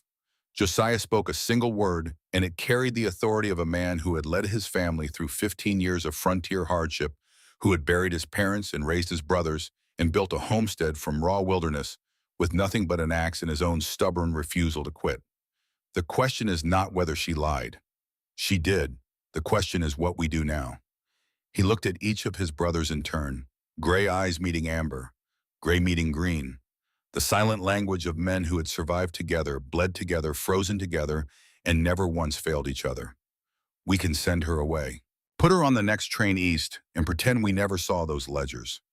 Pruitt might believe it, or he might not, and he comes for us anyway for harboring a fugitive. He paused. Or we get her to Denver, to Judge Caldwell. We deliver the ledgers, Hargrove goes to prison, and the law protects all of us. Denver is 150 miles, Caleb observed with his usual calm. In winter, through territory Pruitt will be watching, with a woman who only learned to ride 2 months ago. I can ride, Clara said quietly. I have learned. Emmett stared at her for a long, hard moment. Something was shifting behind his fierce green eyes. Not softening exactly. Rearranging, like tectonic plates grinding into a new alignment deep beneath the surface of the earth. She shot that wolf. He said it almost to himself as though testing the weight of the fact against his anger. Dead center. First time she ever fired a gun in her life. He looked at his brothers. City Girl has more grit than half the men in Georgetown. It was not a declaration of support. It was not forgiveness, but it was enough. We are doing this, Josiah said. It was not a question. Caleb nodded. Emmett muttered something under his breath that might have been a prayer or a profanity, or both, then nodded as well. Clara looked at the 3 men across the table. 3 mountain men, scarred and weathered, who had just agreed to risk everything they owned and everything they were for a woman who had deceived them for justice for people they had never met, in a fight against an enemy with nearly limitless resources. Her eyes filled with tears she refused to let fall. Thank you, she whispered. Do not thank us yet, Emmett said, reaching for his Winchester and checking the action with a decisive click. Thank us when we are all still breathing on the other side, stronger together than apart. Josiah did not say those words aloud, but he thought them as he looked around the table at his brothers and his wife, and for the first time in his life, the word wife did not feel like a business arrangement. It felt like a vow. The days that followed were consumed by urgent preparation. Every hour mattered. Every day that passed gave Pruitt more time to gather intelligence, hire local gunmen, and map the approaches to the Blackwood homestead. Josiah developed a plan with the tactical precision of a military campaign. They could not take the main trail to Denver. Pruitt would have it watched. Instead, they would use an old mining trail that wound through the high passes, a route so treacherous and remote that only someone who knew these mountains the way the Blackwood brothers knew them would attempt it in winter. It would add 4 days to the journey, but it would be nearly impossible to track. Caleb prepared the animals with his usual quiet thoroughness. He selected the hardiest mules, shod them for ice travel with special cleated shoes. He forged himself in the small smithing set up behind the lean-to. He packed supplies for a week in the wilderness. Oats for the horses, dried hay for the mules, smoked venison and hardtack and coffee for the humans. He also taught Clara essential survival skills she might need. How to read the weather by the color of the sky and the behavior of the birds. How to find shelter in an emergency. How to build a fire with wet wood using the inner bark of dead birch trees as tinder, because it contained oils that burned even when soaked. Emmett's preparations were more direct. He distributed the arsenal across strategic positions around the compound. 3 Winchester Model 1873 rifles, the most reliable weapon on the frontier, each chambered for .44 caliber cartridges that also fit their Colt single-action Army revolvers. 8 boxes of ammunition, roughly 400 rounds in total. 3 sacks of blasting powder that Josiah kept in the root cellar for clearing stumps on the timberline. Emmett drilled Clara on loading and reloading the Winchester, making her practice the lever action until she could cycle through the mechanism with speed, if not with grace. You do not have to hit anything, Emmett told her with a bluntness that was oddly reassuring. You just have to make them think they will die if they take another step forward. Gunshots in the dark are terrifying whether they find their mark or not. And Clara did something that none of the brothers expected. She took the ledgers to the heavy pine table, lit every oil lamp in the cabin, and spent 3 consecutive nights creating a detailed summary of the evidence. She wrote out the key entries, explained the coding system Hargrove had used to disguise the payments. Horses meant mercenaries. Hay meant bribes. Fence repair meant destruction of evidence. She identified each victim by name and the date of their death. She cross-referenced the financial records with the forged land deeds. And she organized the entire document with the meticulous precision of a master accountant, presenting a case that could not be denied, could not be dismissed, could not be explained away by the most expensive lawyers in Philadelphia. If something happens to the ledgers, Clara explained, when Josiah found her still writing at 3 in the morning, her blue eyes red-rimmed with exhaustion, lamplight turning her hair to gold. There needs to be a document that explains what they contain, a summary that any judge or journalist could understand without needing to decode Hargrove's system. Josiah looked at the pages spread across the table. The meticulous, systematic deconstruction of a criminal empire laid out with the precision of a mind that saw patterns the way eagles saw prey from a height, and with a clarity that made hiding impossible. And he realized with a jolt of something that felt like awe that Clara Josephine Aldridge was not merely brave. She was brilliant. She was the most dangerous kind of weapon in the world, a quiet, precise mind that saw everything and forgot nothing. He pulled a chair beside her and sat down. "Show me," he said. Clara looked up at him, surprised. Then slowly a real smile spread across her face, not tentative, not fragile, warm and genuine, and opened, the first true smile he had seen from her, and it hit him somewhere behind his ribs with the force of a physical blow. She began to explain. They sat together until dawn, heads bent over the ledgers by lamplight, and something that had begun as a forced transaction deepened into a true partnership. A mountain man who read animal tracks and a city woman who read financial records, discovering that they spoke the same fundamental language, the language of patterns, the language of details, the language of truth hidden beneath the surface of things that most people never bothered to look at closely enough to see. In the loft above, Caleb lay awake listening to their quiet voices rising from below and smiled. In the precious days before their planned departure, the bonds between Clara and each of the three brothers deepened along their separate tracks.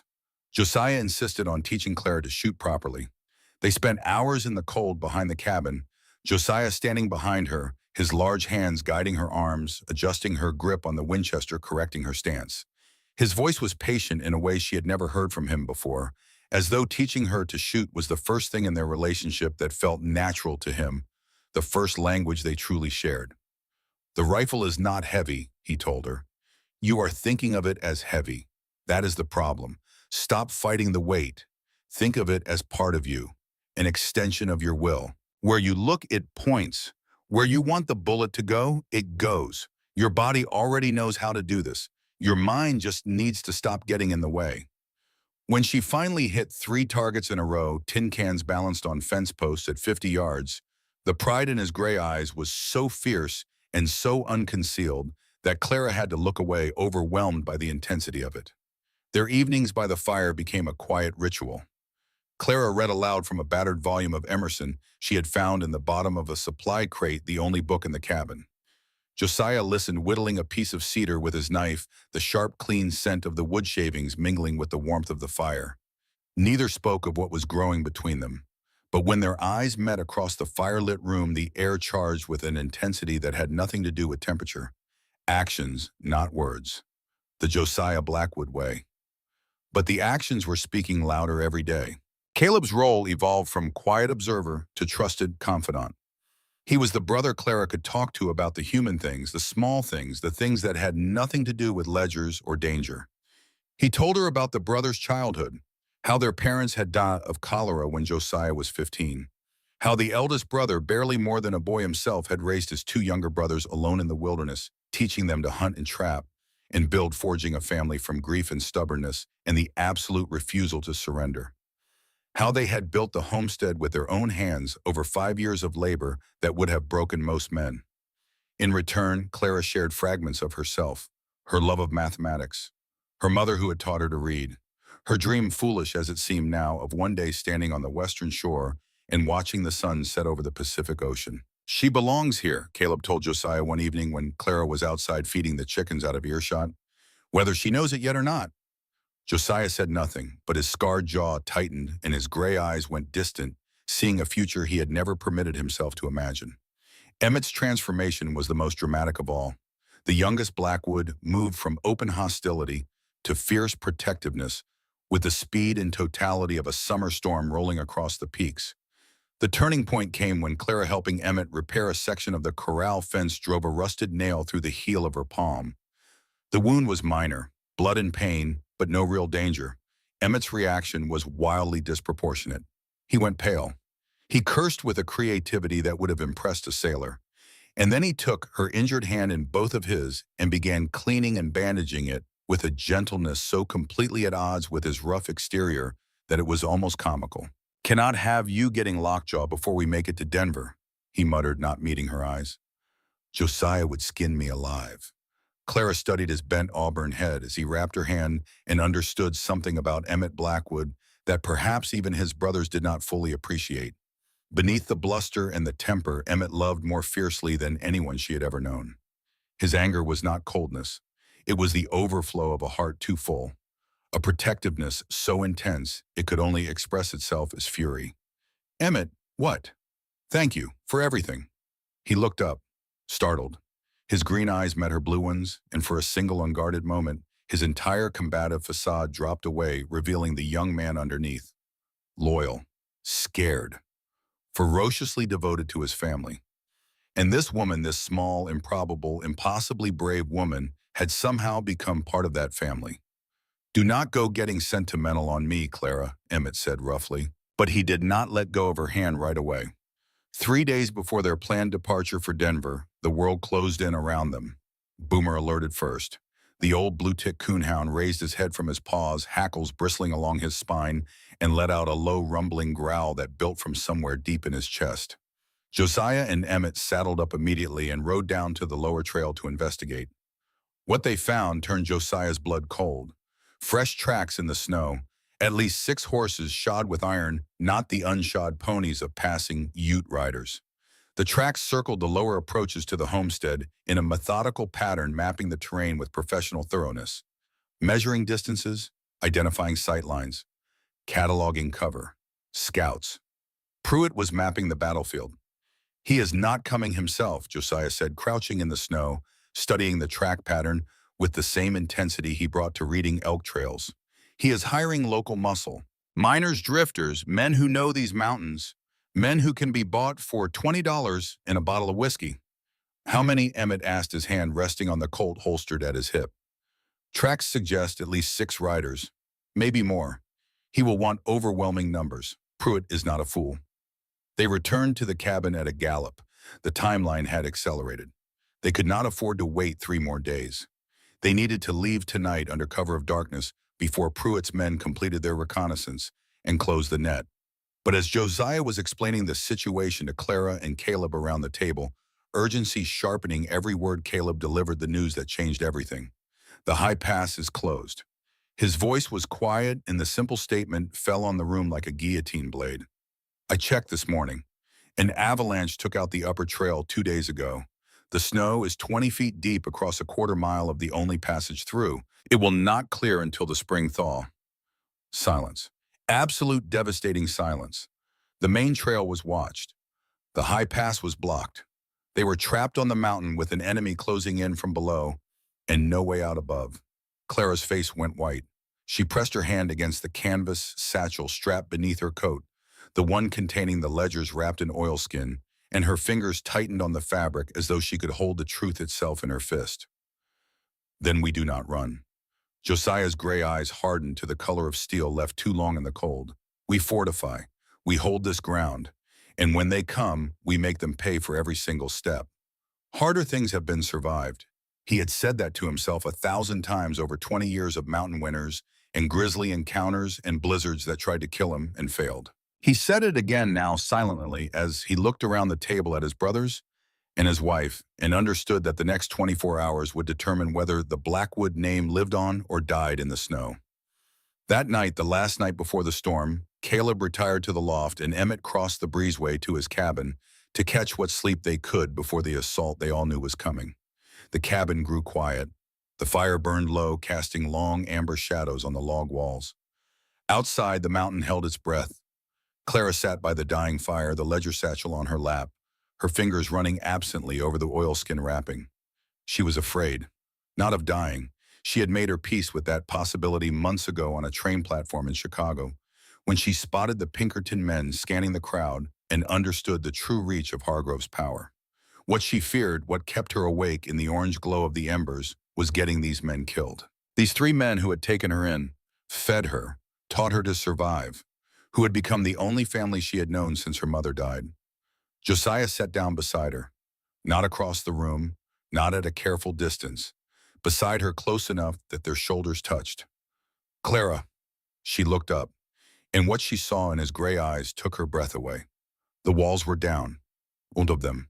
Every barrier he had spent 36 years constructing, every defense he had built against the possibility of feeling something he could not control, all of it was gone. His eyes were completely open, and she could see everything in them. The fear he would never show his brothers, the fierce protectiveness that burned like a furnace in his chest, and beneath it all, deeper than the bedrock of the mountain, a tenderness so vast and so carefully hidden that discovering it was like finding a hot spring in the middle of a glacier. "Whatever happens tomorrow," Josiah said, his deep voice rough with emotion, "I need you to know something that day at the train station. When Ada said you were a mistake, when I tried to send you back." He paused, and his scarred jaw worked as though the words were physical objects he had to force past his teeth. "That was the closest I have ever come to the worst decision of my life. Josiah, let me finish. I have spent my whole life building walls, against the cold, against the world, against anything that might make me feel something I cannot control. And then you walked off that train in a velvet dress with a bag full of secrets and burned my salt pork and shot a wolf and—" He stopped. The scar on his jaw whitened as his muscles clenched, and tore every wall down without even trying. He took her hands in his, her small, roughened, capable hands. Hands that had been transformed by the mountain from the soft instruments of a Philadelphia accountant into something stronger, harder, more beautiful in their imperfection than they had ever been in their elegance. He held them with a gentleness that defied his enormous strength. "I do not know what tomorrow brings, but I know this. Marrying you was the best thing I ever did, the truest thing, and I do not care that it started as a transaction. It is not one anymore. It has not been for a long time." Clara did not speak.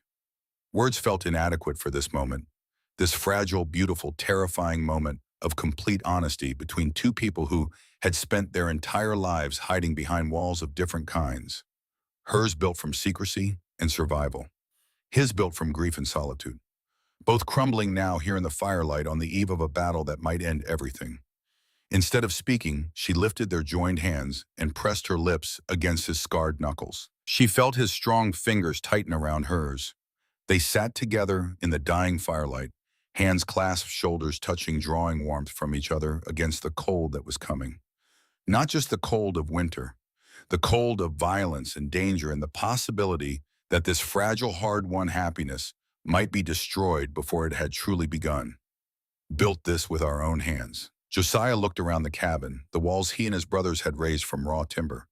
The fireplace Caleb had laid stone by stone. The door frame Emmett had carved. And now the curtains Clara had sewn from flour sacks. The organized kitchen, the smell of bread and lavender mixed with pine smoke and leather. They had built this. All of them. Together. When the fire burned to embers, Josiah walked Clara to the base of her loft ladder. She paused with one foot on the rung, turned and looked up at him. "Josiah, yeah. Thank you for choosing me." The ghost of a smile crossed his scarred face. Real, not guarded, not controlled, open and warm like the first break of sunlight through storm clouds after a long dark winter. Was not a choice, Clara. It was inevitable. She climbed the ladder. He watched her go. Then he took his position by the heavy oak door, Winchester in his hands, and waited for the dawn. If you have made it this far into the story, take a moment to hit that like button. It helps this story reach other folks who love frontier tales. And leave a comment telling me what you think on my Cinequolman happened next. I would love to hear your predictions. Because the riders Pruitt hired were already on the mountain, And when they arrived, they would bring fire. They came at midnight. Boomer heard them first. The old blue-tick coonhound had been lying by the cabin door, with his graying muzzle resting on his paws, and the growl that started deep in his chest, built slowly rising from a vibration felt more than heard into a sharp, urgent bark that shattered the mountain silence like a stone thrown through glass. Then the cowbells began. Caleb had strung tripwires across every approach to the homestead, connecting them to tin cans and iron bells that would ring if anything larger than a rabbit crossed the perimeter. Now those bells were singing in chaotic concert, a jangling symphony of metal on metal, coming from multiple directions at once. Not one intruder, not two, many. Through a crack in the window shutter, Josiah counted muzzle flashes in the tree line, brief orange blooms in the darkness, the telltale signatures of men checking their weapons, adjusting their positions, preparing to advance. He counted 10, then 2 more near the corral. At least 12 armed men surrounding a cabin that held 3 riflemen and 1 woman who had learned to shoot 6 weeks ago. The odds were not good. Josiah had faced worse odds against blizzards and grizzly bears and the mountain itself, but he had never faced 12 men with guns who wanted something he was not willing to give. Blackwood, Silas Pruitt's voice echoed across the snow-covered clearing, carrying with it the sharp metallic click of a revolver being cocked. The sound traveled through the frozen air with unnatural clarity, as though the mountain itself were amplifying it, making certain that everyone inside the cabin heard the promise of violence contained in that single mechanical sound. "I know she is in there. I have got a dozen men surrounding this place. Send the girl and the books out, and I give you my word you and your brothers walk away clean. No charges, no trouble. Keep her, and we burn you out." Josiah stood at the heavy oak door, the Winchester in his hands, his gray eyes cold and steady as the granite peaks above. Behind him, Caleb was positioned at the east window, his rifle resting on the sill, his amber eyes scanning the clearing with the calm focus of a man who had spent his life reading the movements of wild things. Emmett covered the west window, his jaw tight, his green eyes blazing with a fierce, barely controlled fire that made him look like exactly what he was, the most dangerous of the 3 brothers. Clara crouched near the fireplace with the Colt revolver Josiah had given her, gripped in both hands. The canvas satchel containing the ledgers was strapped across her body beneath her coat, tight against her ribs where it would stay no matter what happened in the next hour. She could feel the hard edges of the leather-bound books pressing against her skin with every breath. The evidence, the truth, the names of the dead. "Your word is worth about as much as a Pinkerton badge and a Blizzard Pruitt," Josiah roared back into the night. "And the first man to step into this clearing gets his chest hollowed out." A rifle shot shattered the silence. The bullet slammed into the thick oak door with a vicious crack, sending a spray of splinters into the cabin. Josiah did not flinch. He kicked open the gun port he had carved into the door years ago for exactly this kind of situation, spotted the muzzle flash of the shooter in the pines, and fired. A man screamed. The sound echoed off the icy peaks, raw and animal and terrible, the kind of sound that lives in the memory long after the silence returns. "That is one," Emmett said from the west window, his voice eerily calm. The battle erupted in earnest.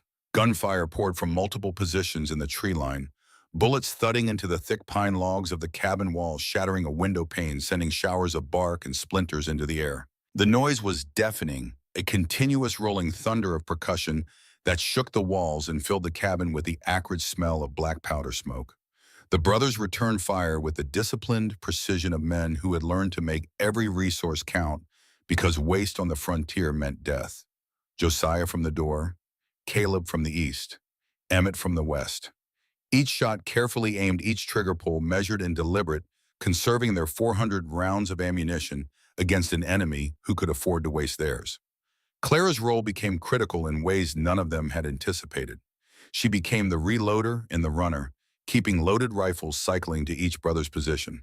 She caught empty Winchesters tossed toward her, worked the lever to clear the chamber, fed fresh point, 4.4 caliber rounds into the magazine with fingers that were trembling, but functional, and slid loaded weapons back across the floor to waiting hands. She hauled ammunition boxes from one window to another.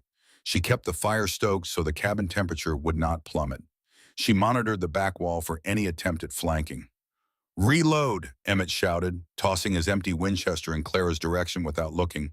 She caught it, cleared the action, fed rounds into the loading gate with a speed that came from the same place her accounting precision came from, the part of her mind that worked in sequences and patterns and repetitive mechanical operations.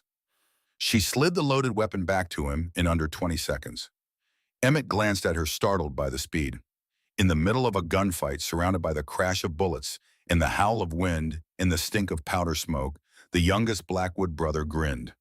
"That accountant training pays off," he said. And despite everything, despite the bullets and the darkness and the terror, Clara laughed. It was a wild, desperate, inappropriate sound, a laugh that had no business existing in the middle of a siege, and it was the bravest thing any of them had ever heard. The attackers rushed the cabin twice. Both charges were broken by the withering crossfire from the Blackwood brothers, who knew the terrain around their homestead the way they knew the bones in their own hands and could place shots into specific shadows at specific distances in near darkness. But the mathematics of the situation were merciless. Ammunition was finite. The attackers could afford to wait. Time was not on the side of the defenders. Then came the fire. "Torch the roof," Pruitt bellowed from somewhere in the darkness. Two men sprinted from the tree line carrying blazing pitch pine torches, their flames streaming behind them like orange banners. Caleb dropped the first man with a clean shot that sent him sprawling, face down in the snow, the torch sputtering and dying beneath him. But the second man was faster or luckier or both. He managed to hurl his torch in a high arc before Emmett's bullet caught him in the shoulder and spun him around. The flaming brand sailed through the night sky, trailing sparks, and landed with a solid thump on the dry, overlapping cedar shakes of the cabin roof. Within seconds, the wind caught the flames. The cedar shakes dried by years of mountain air, and sun ignited as though they had been soaked in kerosene. The crackle of burning wood grew from a whisper to a roar that began to drown out the gunfire. Thick, acrid smoke filtered through the ceiling boards, turning the air inside the cabin into a choking, blinding, suffocating hell. "We cannot stay in here," Caleb shouted, his eyes streaming, his voice muffled by the bandana he had pulled over his nose and mouth. Josiah had already moved. He crossed the cabin in 3 strides and grabbed one of the 3 sacks of blasting powder that Emmett had moved inside from the root cellar during the fortification. The same volatile mixture of sulfur and saltpeter he used for clearing stubborn stumps on the timberline. Enough explosive force to shatter granite. Enough to change the geometry of the battlefield in a single devastating instant. "Clara the Ledger, stay with you. Stay behind Caleb." His voice was commanding, absolute, the voice of a man who had been making life and death decisions since he was 15 years old and had never once gotten it wrong. "Emmett, cover the west. When I blow the charge, we go through the front and run for the ravine." "What about the cabin?" Emmett said, and for just a second his voice cracked. Just one small fracture in the hard shell of the youngest Blackwood brother. This cabin, this compound, this homestead that represented a decade of their lives, every log split by their hands, every stone laid by their backs, every nail driven by their sweat, everything they owned, everything they were. Josiah looked at his youngest brother, and in his gray eyes there was grief. Real, honest, undisguised grief. But beneath it, an iron resolve that went deeper than wood or stone. "It is wood and nails, Emmett. We can rebuild wood and nails. Built this with our own hands." And they would build it again. He tied a short fuse to the blasting powder sack. Caleb positioned himself behind Clara, shielding her body with his own one arm wrapped around her shoulders to keep her low. Emmett checked his Colt, spun the cylinder, and nodded. Josiah kicked the front door open just wide enough, lit the fuse with a lucifer match, and hurled the sack in a long arc into the deep snow near the tree line where the heaviest concentration of Pruitt's men had taken cover. "Down!" Josiah roared, throwing himself over Clara and Caleb. The explosion was apocalyptic. The concussive blast shook the mountain itself, sending a massive plume of snow and dirt and frozen earth and shattered pine fragments erupting into the night sky like a volcanic detonation. The shockwave rolled outward in a visible ring, flattening everything in its path, knocking the remaining attackers off their feet and scattering them across the clearing like dolls thrown by a petulant child. Windows in the cabin shattered inward. Boomer howled. The ground itself seemed to shudder and moan. "Now!" Josiah roared. "Move!" They burst from the burning cabin into the freezing night. Josiah led, firing his Winchester from the hip, with one hand the other gripping Clara's arm, and pulling her through the deep snow with the irresistible force of a man for whom failure was not a possibility he was willing to accept. Caleb flanked them on the right, his rifle up his amber eyes, scanning for threats, with the preternatural calm that was his gift. Emmett brought up the rear, firing methodically at any shadow that moved in the smoke-filled clearing, each shot placed with the precision of the best marksman in the Colorado Territory. Boomer bounded ahead of them through the snow, ears flat against his skull, instinct pulling him towards safety, the way it always had. Behind them, the Blackwood homestead burned. The cabin was fully engulfed now, a towering column of flame against the pitch-black mountain sky. Orange light flickered across the snow, casting their running shadows into grotesque dancing shapes. Embers swirled through the air like hellish fireflies carried on the updraft of superheated air. The sound of the fire was enormous, a roaring, consuming thing that seemed to devour not just the wood and stone, but the years themselves, 10 years of blood and sweat and brotherhood, turning to ash and smoke and memory. They were halfway to the ravine when a figure stepped out into the smoke directly in their path. Silas Pruitt. His fine charcoal suit was torn and blackened with soot. Blood trickled from a cut on his forehead where flying debris had struck him, but his flat gray eyes were steady, undisturbed, disturbed by the chaos around him, focused with the professional calm of a man who had done this kind of work many times before. The double-barreled shotgun in his hands was aimed at Clara's chest. "End of the line," Pruitt said. Everything slowed, the way moments do when death enters a conversation. The snowflakes falling through the firelight seemed to hang suspended in the air. The roar of the burning cabin faded to a distant murmur. The world contracted to a single point, the dark circle of the shotgun barrel. Clara's face pale and still, her blue eyes wide, but not afraid. Not anymore. She had spent too many months being afraid to be afraid now. What she felt standing in the snow with a shotgun pointed at her heart and the evidence of 40 murders strapped to her ribs was something closer to anger. Josiah's Winchester was empty. He had no time to chamber around, no time to reach for his Colt, no time for anything except the single blinding, absolute imperative that had governed every Blackwood decision since 3 orphaned boys first stood together against the wilderness. Protect your own. Josiah dropped the rifle and lunged at Pruitt with a sound that was not quite human. A raw, feral roar that tore through the night, the sound of a man who had fought bears and blizzards and 20 years of solitude, and was now fighting for the only thing that had ever made the solitude worth enduring. In the same instant, Emmett fired his Colt, not at Pruitt's body, at his hands. The bullet struck the shotgun barrel with a ringing metallic impact that deflected the weapon upward. Both barrels discharged into the sky, the double blast echoing off the peaks like twin thunderclaps. Josiah crashed into Pruitt, and the two men went down in a tangle of fists and fury. Pruitt was quick, trained, professional. He pulled a hunting knife from his belt and slashed at Josiah's face, opening a shallow cut across his cheekbone that would leave a new scar to join the old one on his jaw. But Silas Pruitt, for all his training and his Pinkerton badge and his cold professional competence, was not fighting a man who operated within the rules of civilized combat. He was fighting a mountain man, a man who had broken wild horses with his bare hands. A man whose strength was not the cultivated product of a gymnasium, but the raw, unyielding power forged by 2 decades of splitting timber and hauling stone and wrestling with a wilderness that tried to kill him every single day of his life. Josiah caught Pruitt's knife wrist, twisted it until the bones ground together with a sound like gravel being crushed. The knife dropped into the snow. One devastating blow to the detective's jaw, delivered with a fist the size of a Virginia ham, and Pruitt went limp, unconscious before he hit the ground. Josiah stood over him, chest heaving, hands bruised and bloody. He looked back at the homestead.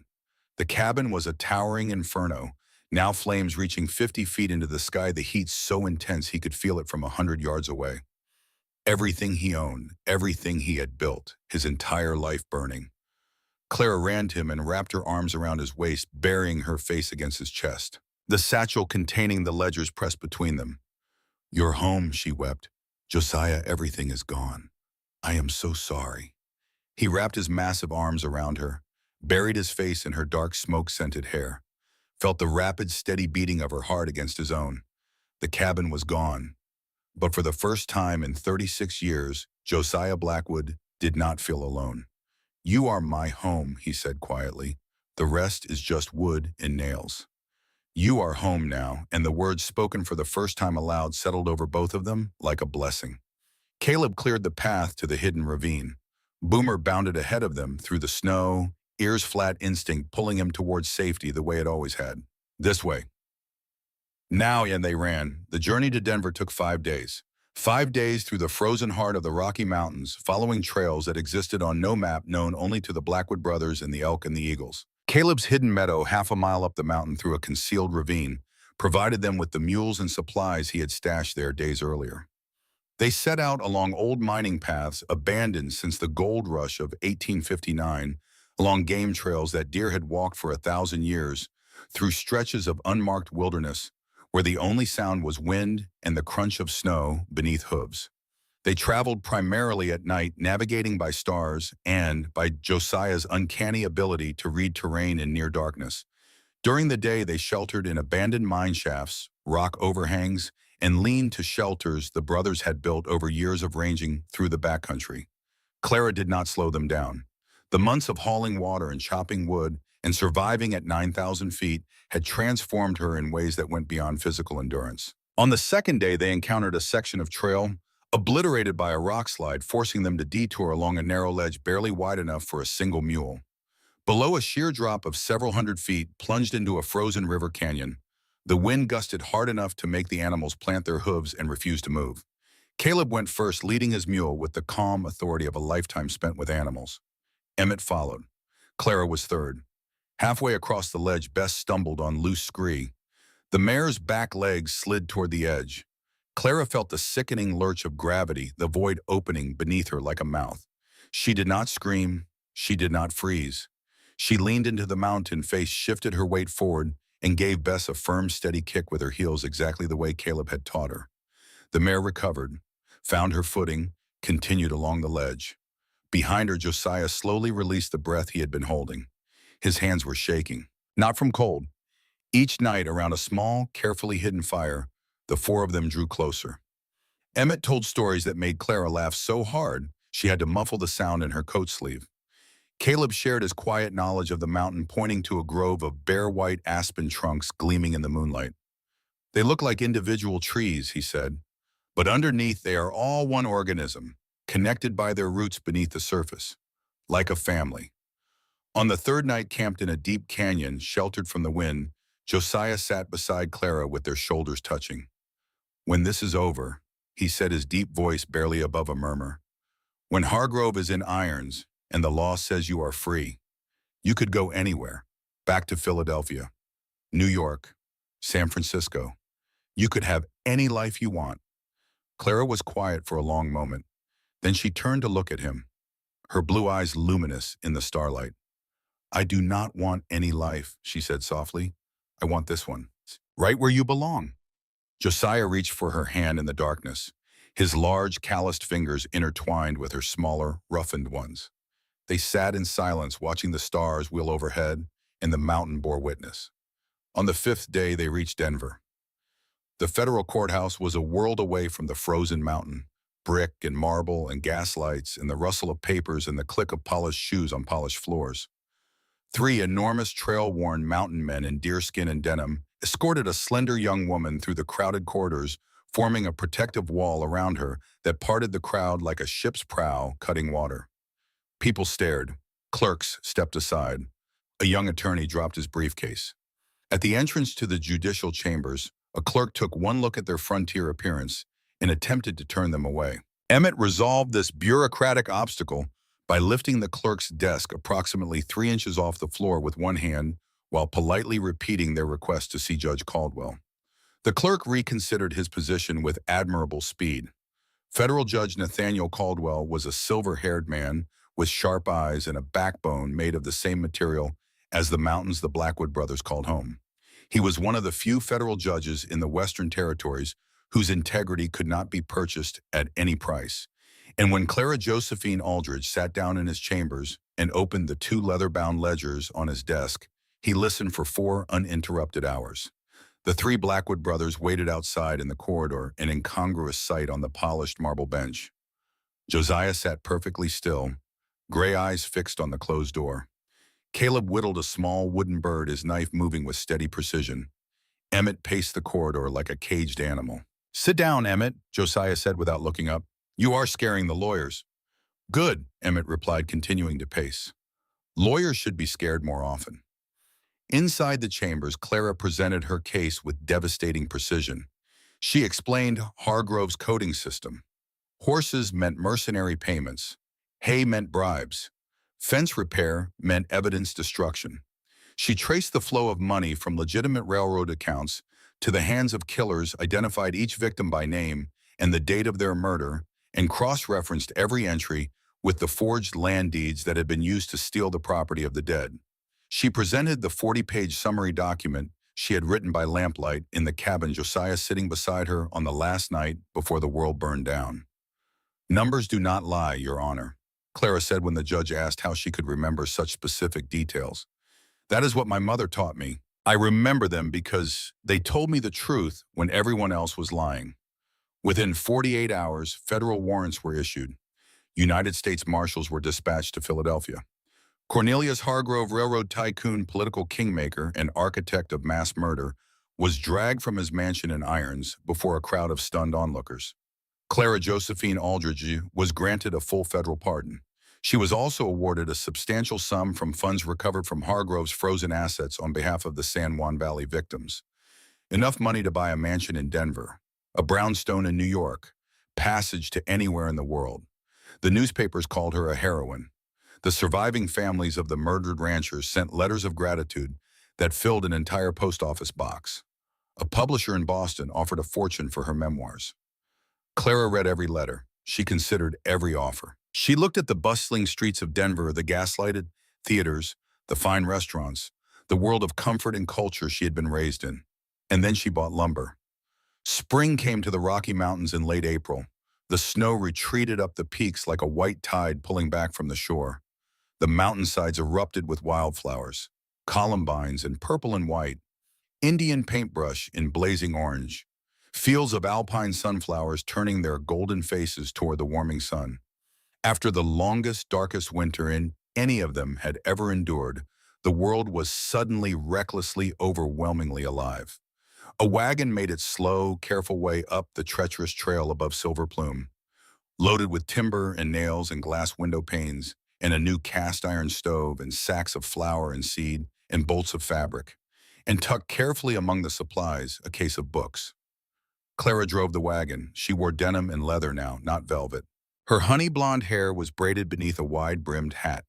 Her hands on the reins were roughened and capable, the hands of a woman who belonged to this land. At the top of the trail in the blackened clearing where the Blackwood homestead had stood, 3 men were already at work. Josiah swung his axe, shaping a massive pine log for the foundation of a new cabin. Caleb laid stones for a new fireplace, his movements precise and unhurried. Emmett framed a wall, whistling off-key, pausing occasionally to argue with Boomer about the optimal placement of a support beam. They heard the wagon before they saw it. They stopped. 3 sets of eyes, gray and amber and green, watched as Clara navigated the final switchback and brought the wagon into the clearing. Josiah set down his axe. He walked toward her with the long, steady stride of a man who knew exactly where he was going. When he reached the wagon, he offered his hand to help her down. Clara took it. When her feet touched the ground, she did not let go. "You came back," he said, and there was wonderment in his voice. The sound of a man who had spent his entire adult life expecting people to leave and had finally been proven wrong. "I told you, I do not want any other life. I want this one." Josiah raised her hand to his lips and pressed a kiss against her roughened knuckles, and his calloused fingers tightened around hers.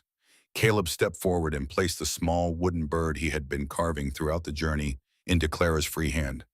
A mountain bluebird, perfectly rendered wings, spread in flight, the grain of the cedar creating the illusion of feathers. "For the new cabin," he said simply. "Every home needs something beautiful in it." Clara kissed him on the cheek, a sisterly gesture that turned the quiet middle brother pink to the tips of his ears.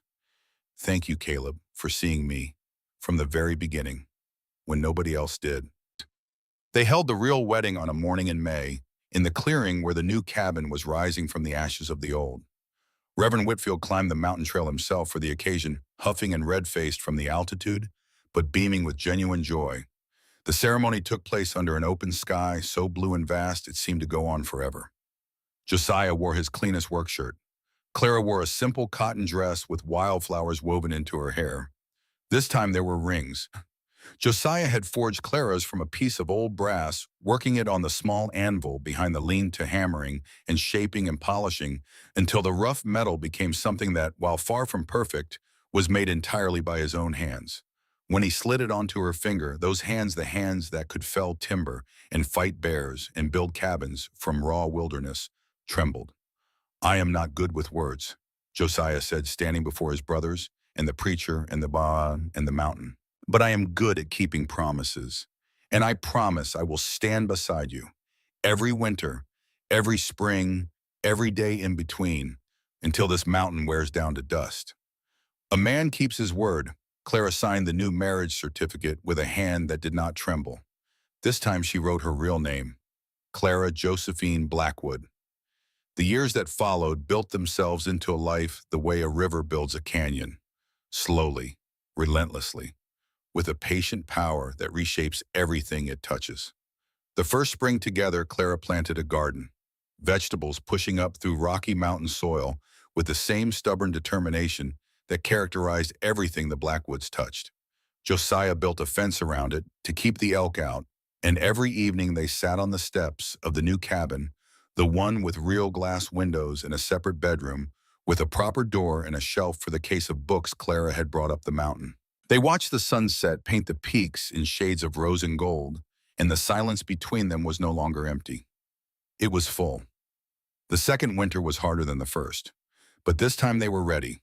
The larder was stocked with preserves organized by Clara's meticulous hand, each jar labeled and dated.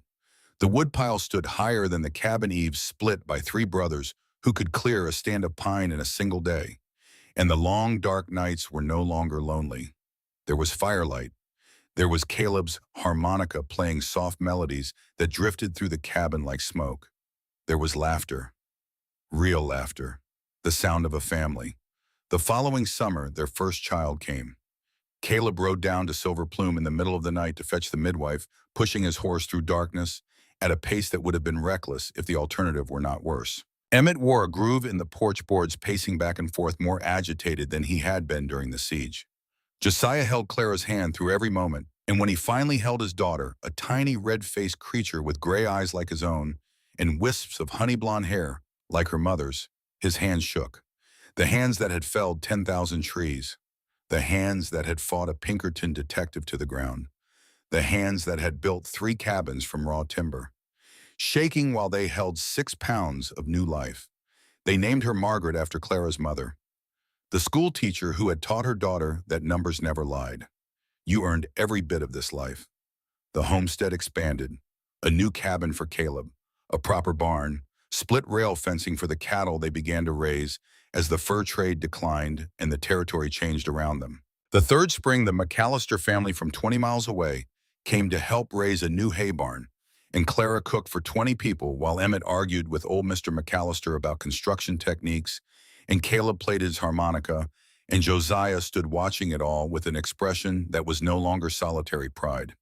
It was something warmer, something that had taken root in the ashes of a burned cabin and grown into a life he had never imagined possible. In the fourth winter, they suffered their first real loss together. Old Bess, the gentle mare Clara had ridden on her very first journey up the mountain, died in her sleep on a night of bitter cold. Clara wept. Josiah dug the grave in frozen ground with a pickaxe in the kind of grim, loving determination that defined everything he did. They stood beside the mound of earth, shoulder to shoulder in the cold, and Clara understood something. Grief shared does not disappear, but grief shared is lighter than grief carried alone. Winter always ends, and it always did. In the 5th year, Emmett fell in love. Her name was Willa, the daughter of the trading post owner down in Georgetown. A woman as tough as boot leather, who could ride a horse better than most men in the territory, and whose cooking was worse than Clara's had been on her first night in the cabin. Emmett loved her with the same ferocity he brought to everything, which is to say loudly, passionately, and with absolutely no ability to hide it from anyone within a 50-mile radius. Clara had to teach the youngest Blackwood brother how to court a woman without bellowing at her like she was a stubborn mule. Emmett, you cannot say I want to marry you the same way you give orders to Big Jim. She is a human being, not a pack animal. Big Jim listens better, Emmett muttered, but he took Clara's advice. And when he finally proposed to Willa on the hilltop behind the homestead, under a sky blazing with more stars than either of them could count, in a voice that trembled in a way Clara had never heard from her fierce young brother, in-law Willa said yes before he finished the sentence. More cabins on the homestead, more laughter at the dinner table, more arguments because no household containing Emmett Blackwood would ever be short of arguments. More life. Caleb never married, and no one in the family ever asked why, because they understood that Caleb had found his peace in his own quiet way. He found it in the animals he tended, in the wood carvings that grew more intricate and beautiful each year, and began to sell for real money at the Georgetown General Store. He found it in the harmonica he played for the children on winter evenings when the darkness came early and the fire burned low. He became Uncle Caleb, the one every Blackwood child ran to when they needed a story, when they needed a broken toy repaired, when they needed someone who would listen without judgment and offer wisdom without demand. One evening, Claire asked him, "Do you ever have regrets, Caleb, about staying on the mountain instead of living a different life?" Caleb looked out the window. Emmett was chasing his 4 red-haired children around the yard. Josiah sat on the porch with little Eleanor on his knee.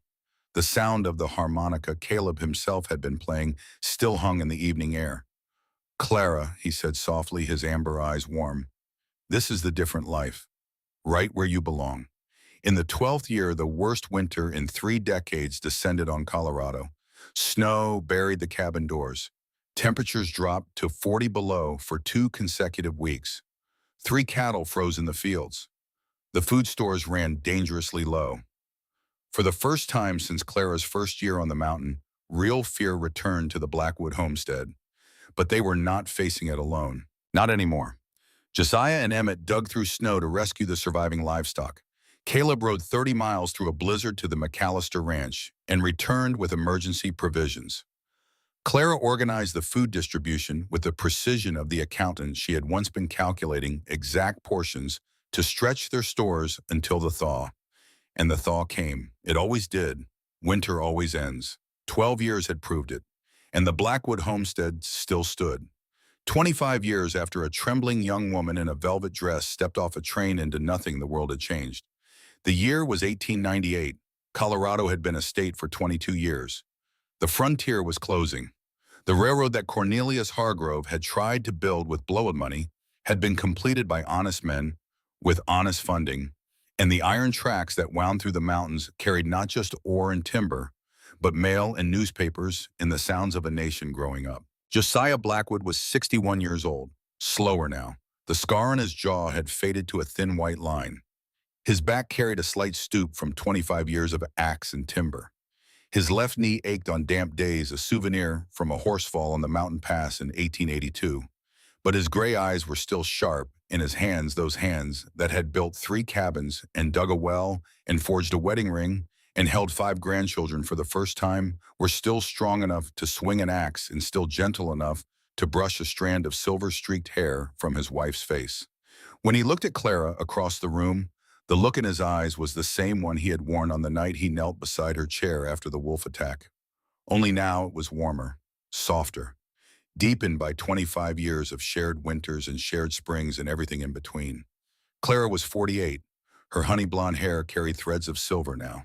Her hands were still roughened, no longer the hands of a Philadelphia accountant, but the hands of a frontier woman who had baked 10,000 loaves of bread and mended 10,000 shirts and held 3 children through 10,000 long nights. Her cornflower blue eyes still shone, but laugh lines had gathered at their corners, the kind of lines that only form when a person has laughed more than they have cried. And Clara had laughed more than she had cried, much more. She still kept the ledgers for the ranch. Old habits. The Blackwood financial records were maintained with a precision that would have been the envy of any Denver bank. Every head of cattle tracked, every coil of rope inventoried, every penny accounted for. Numbers do not lie. She still said those words to her daughter Margaret when teaching her arithmetic, repeating her own mother's lesson, keeping the legacy alive through another generation. Margaret was 24 now. She had inherited her father's gray eyes and her mother's mathematical mind, and she taught school in the small building Clara had established on the homestead property, the first school within 30 miles. Thomas, their son, was 22. Tall as Josiah, hot-tempered as Emmett, observant as Caleb. He ran the trap lines alongside his father, learning the old ways even as the new world pressed in from every direction. And Eleanor, the youngest at 15, born late and unexpected, and loved beyond all reason, was Josiah's light. She followed Uncle Caleb everywhere, learning to identify animal tracks and name the constellations and carve small wooden figures from cedar, carrying forward the quiet gifts of the gentlest Blackwood brother. Emmett's cabin overflowed. 4 red-haired children who argued about everything and loved with the same fierce, explosive, unapologetic intensity as their father. Willa presided over the chaos with the calm competence of a woman who had long since learned that managing a Blackwood household required the same skills as breaking a wild horse: patience, firmness, and an extremely loud voice when the situation demanded it. One summer evening, Josiah sat on the porch of the cabin he had built. The rocking chair beneath him was one he had made for Clara's birthday 2 years ago, carved from mountain oak and fitted together without a single nail. Clara sat beside him, shoulder to shoulder, the way they had sat on the third night of the journey to Denver watching the stars, the way they had sat every evening for 25 years. Below them, the grandchildren, Margaret's 2 little ones and Emmett's brood, chased each other through the meadow of wildflowers that bloomed each summer in the clearing where the old cabin had burned. Their laughter echoed between the peaks, carried on the mountain air, mixing with the sound of Caleb's harmonica, drifting up from beneath the big aspen tree where he sat in the evening shade. He was playing the same melody his mother used to sing when the 3 Blackwood boys were small, before the cholera took her and their father. The melody had survived the disease, survived the orphaning, survived the solitude, survived the fire, and now it floated through a valley full of wildflowers and children's laughter, alive and beautiful and eternal. Boomer lay at Josiah's feet, not the original Boomer, but his grandson, also named Boomer, also a blue-tick coonhound, his tail thumping lazily against the porch boards in time with Caleb's music. Clara looked out across the land, the mountain range, the scum, the life they had built from ashes and nothing in a battered leather valise with a false bottom. Josiah, yeah. Do you remember that day at the train station when you told me I would die on this mountain? Josiah looked at her, gray eyes meeting blue. The same eyes, older now, wiser, carrying 25 years of winters and springs and all the days between. 25 years of births and losses and blizzards survived, and gardens planted, and fences mended, and children raised, and grandchildren held, and a love so steady and so quiet that it needed no grand declaration, only the patient daily proof of 2 lives lived as one. I remember, he said. I was wrong. Clara smiled, not the tentative, fragile, frightened smile of the woman who had stepped off the train, not the guarded, careful smile of the woman who had hidden her identity for months. This was the full, unrestrained, luminous smile of a woman who had lived, truly lived. No, she said softly, you were right. I did die on this mountain. She paused. The girl who stepped off that train, shivering in her velvet dress, clutching a valise full of secrets. She died here, somewhere between the burned salt pork and the wolf and the fur, and the night you told me I was your home. She leaned her head against his shoulder, the same warmth, as familiar as breathing, and from the ashes something so much better grew. Josiah wrapped his arm around her and pulled her close. There was nothing left to say. The mountain had said it all, in wind and snow and wildflowers and the laughter of children and the music of a harmonica playing a song that had outlived everything except love.